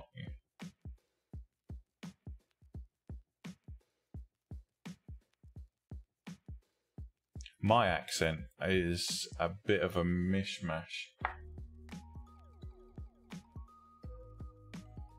I don't even go on those forums anymore. I probably should do, to be fair, but it's not a reflection of the forums or the people on them. It's just I just don't have the time. I've got a full-time job and I've got the YouTube channel, and I really would like to spend more time engaging with people. Yeah, my accent's a bit of a mishmash. I've lived around. I was in the Navy for 10 years, so I was exposed to a lot of different accents. And I've lived in different places around the country. I've lived in some rural areas. I've lived in cities, so I think it's kind of a vanilla accent at this point. It just doesn't really belong to one place. Right, what am I going to do here? We've got light coming from the right hand side of the screen, so go there.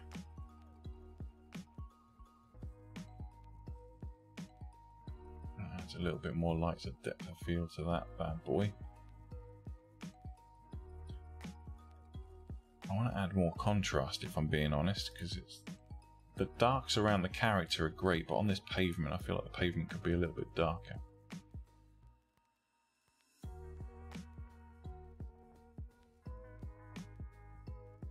And so let's drop the contrast and drop brightness a little bit. Invert the layer mask. And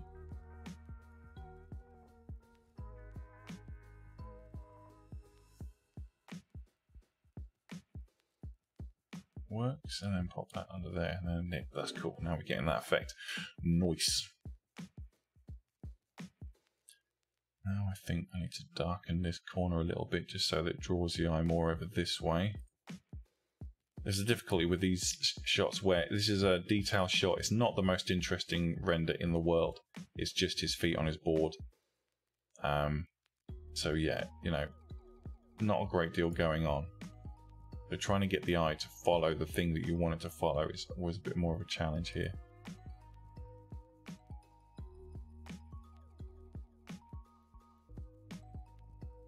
Subtlety is definitely key. Excuse me. Right, I know what I'm going to do as well. Two things. Control J, Control J. First thing I'm going to do is do actually, yeah, I'll delete that. I'll stamp visible when I've done this. I'm going to blur this one. Give it a bit of lens blur. That'll work.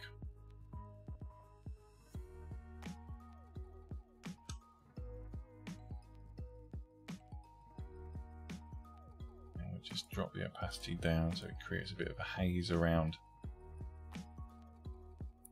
this area. Just means more focus on that. Now if I go Shift Alt E, bring that back in, switch over to the red channel, Oh, left 1 pixel, right 1 pixel.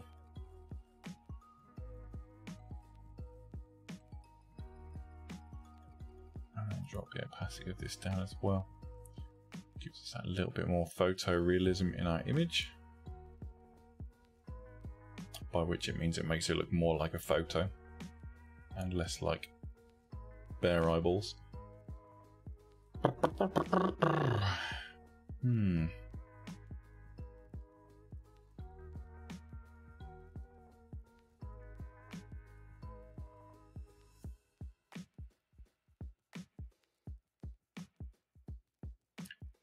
Suppose with the light coming off there, no, because that wheel's in shadow. I was going to add a bit of glare there, but that's in shadow, so we can't do that. I might just add a bit of colour to it, just for the sake of making it look a little bit more visually interesting, because it is a dark image. There's not a great deal going on. So let's just do that. I'm just going to go with a brush tool. Go big red blotch there. Big green blotch there. Big blue blotch there. Switch this to soft light. Opacity all the way down.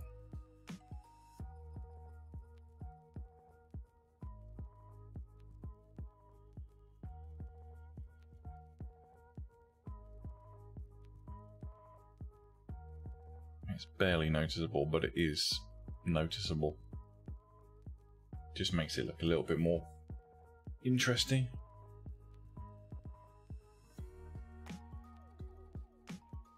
I think a lot of people underestimate the power of color filters. You remember like The Matrix, for those of you that are old enough to remember The Matrix. That entire film was shot through a really dark green filter. Apart from the scenes in the real world, all of the scenes shot inside the Matrix was shot through a dark green filter, and it added that really gritty kind of feel to it.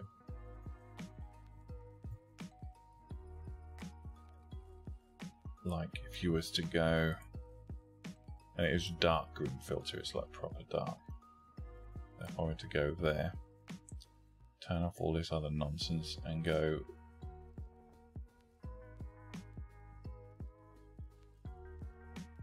that kind of thing, just adds that kind of dark urban feel to it. I'm not really interested in doing that for this game. I'd rather have a bit more brightness and a bit more colour, but you see the point. Adding a tiny little bit of colour hue to your images can dramatically change the feel of an image.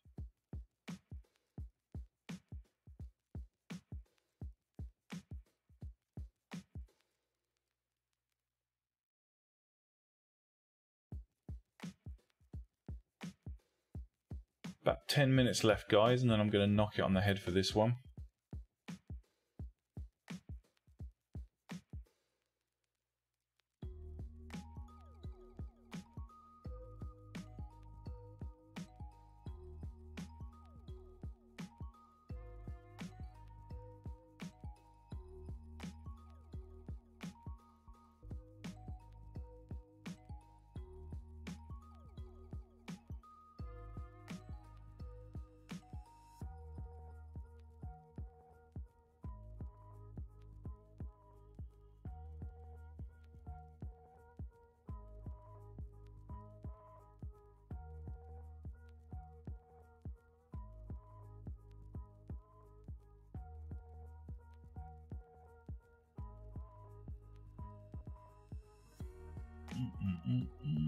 This has been more of a post-work live stream than a DAS. I mean, I've used DAS, I've created these renders while we've been going along.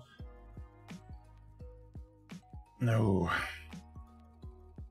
I've got to stop doing the whole soapbox rant thing. Can't help it, I care too much, that's my problem.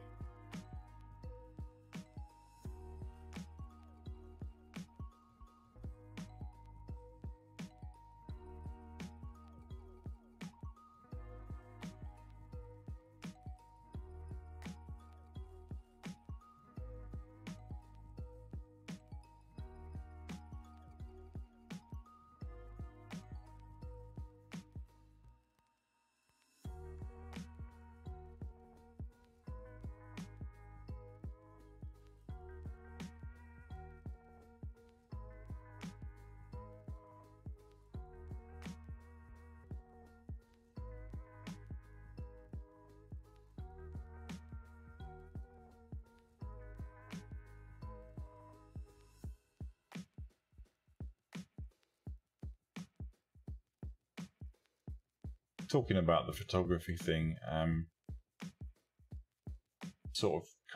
we crossed this topic about making sure that the poses are right. There's the same rules for photography in that if you don't get the camera angle and the pose right in camera, then those are the two things that you really can't fix. If you're working with a model or a car or a building, if you get the angle right and the model's doing what you want it to do or the car's doing what you want it to do, you can fix more or less everything else, but the camera angle and the pose have to be bang on in the shot. You can fix your poke throughs, you can fix your stray hairs, you can even, to a certain extent, you can even fix bad exposure.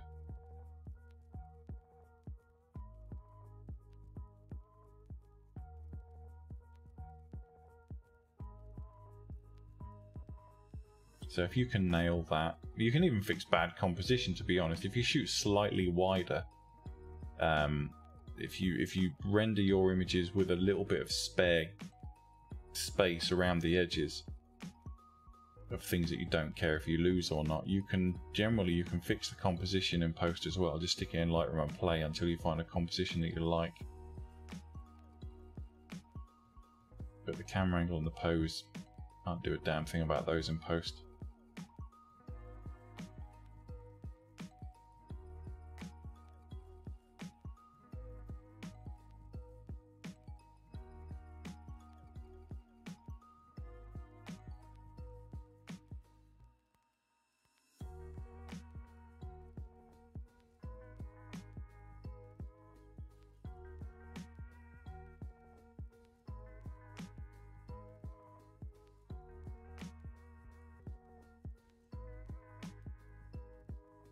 So yeah, if anyone's got any questions regarding the engine from Season 3, you can always ask in the comments of the videos or whatever.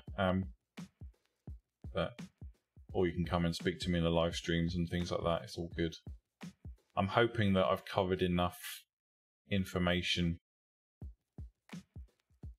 in the videos that you should be able to just crack on and achieve most of what you want to achieve without needing intervention. But again, you know, it depends if your brain works in a similar way to mine or not, I suppose. I had my first piece of feedback regarding the merch. It's only been out for 4 days. Actually, no, that's not true. I've had 2 pieces of feedback. I had someone who said they didn't like it in not so kind words. Somebody who says they love it. I don't anticipate there's going to be a huge amount of people who buy it, but you know, might as well have it for the sake of having it. I haven't even got any. I will eventually get some, but right now I haven't got any.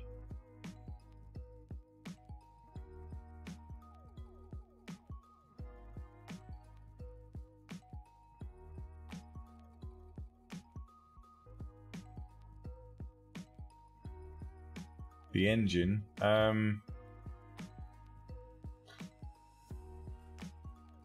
don't really know. I suppose you can, it depends if you want it to be feedback like on the YouTube channel, or if you just want to tell me whether you like it or not. If you just want to tell me whether you like it or not, you can drop it in an email to realthundawn@gmail.com.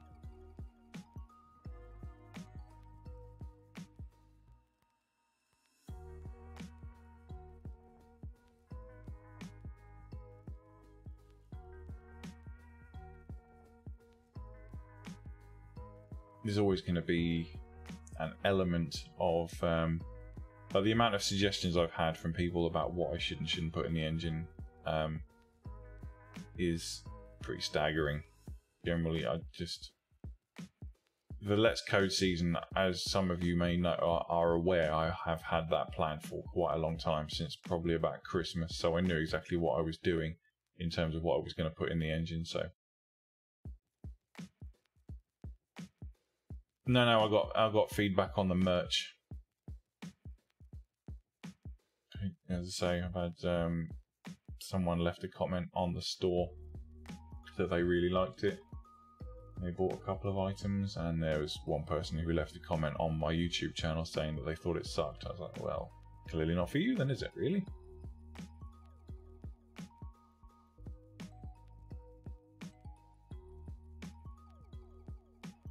No, I don't use Discord. I used to, but all the Discord channel became was people complaining about a game that they wanted me to, oh, when's it going to be updated? Oh, I didn't like this and all this. It's just like, you know what? I don't need this in my life.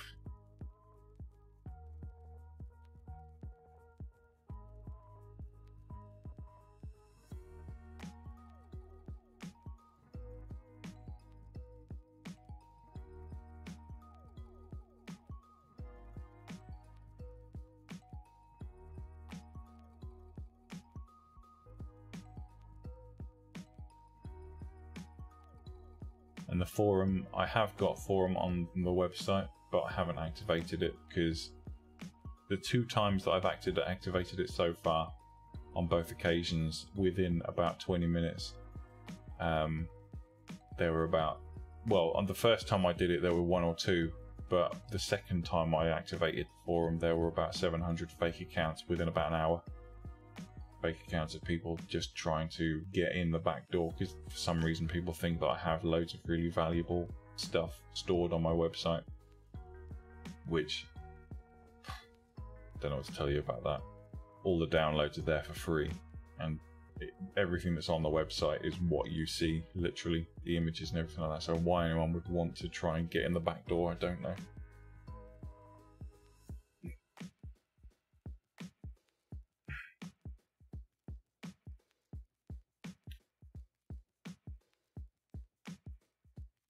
You're always going to get that, bud.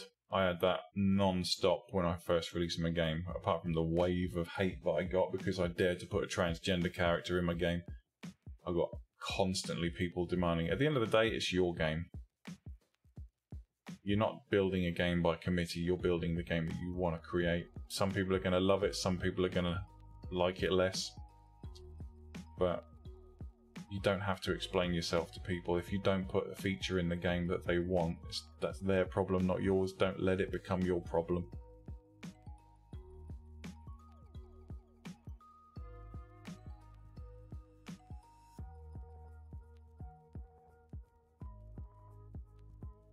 You're never going to keep everybody happy. But the best you can hope for is about 25%. Usually considerably less than that. But hey, 10% of 7 billion is still 700 million.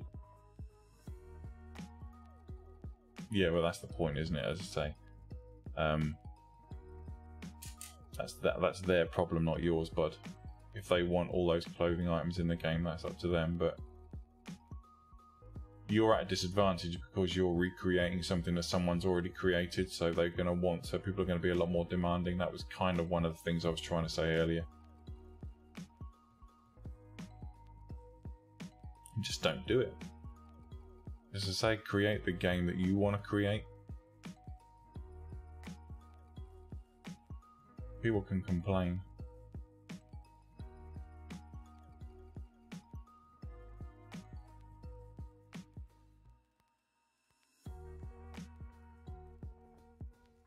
It's up to you how much you engage them or not at the end of the day. As I say, using Dad Studio, as you've said, in order to add every item of clothing that a character in a game like RPG Maker might have is going to take you months longer. I would just pick the favourite outfit that you like for each character and stick with that.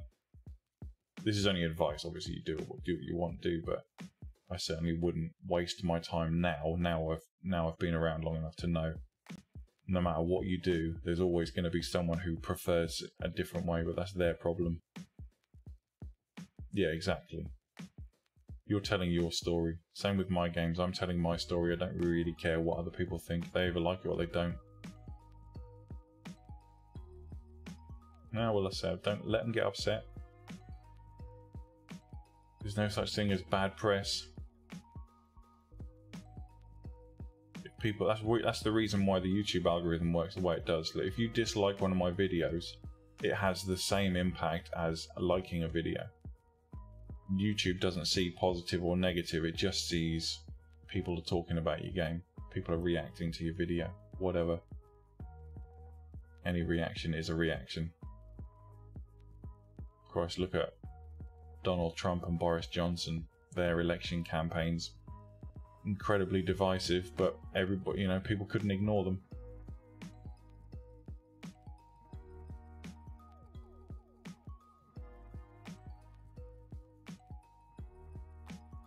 And on that political note, I'm going to end the stream. Thanks ever so much for joining me again, guys. Always appreciate the chat on a Sunday morning. Keeps me out of trouble. Hopefully you all enjoy the Let's Code season finale and the download associated with it. And feel free to check out the merch if you like or not, really. Have a good one, guys. Have a great week, or what's left of the weekend anyway. Alright, speak to you soon.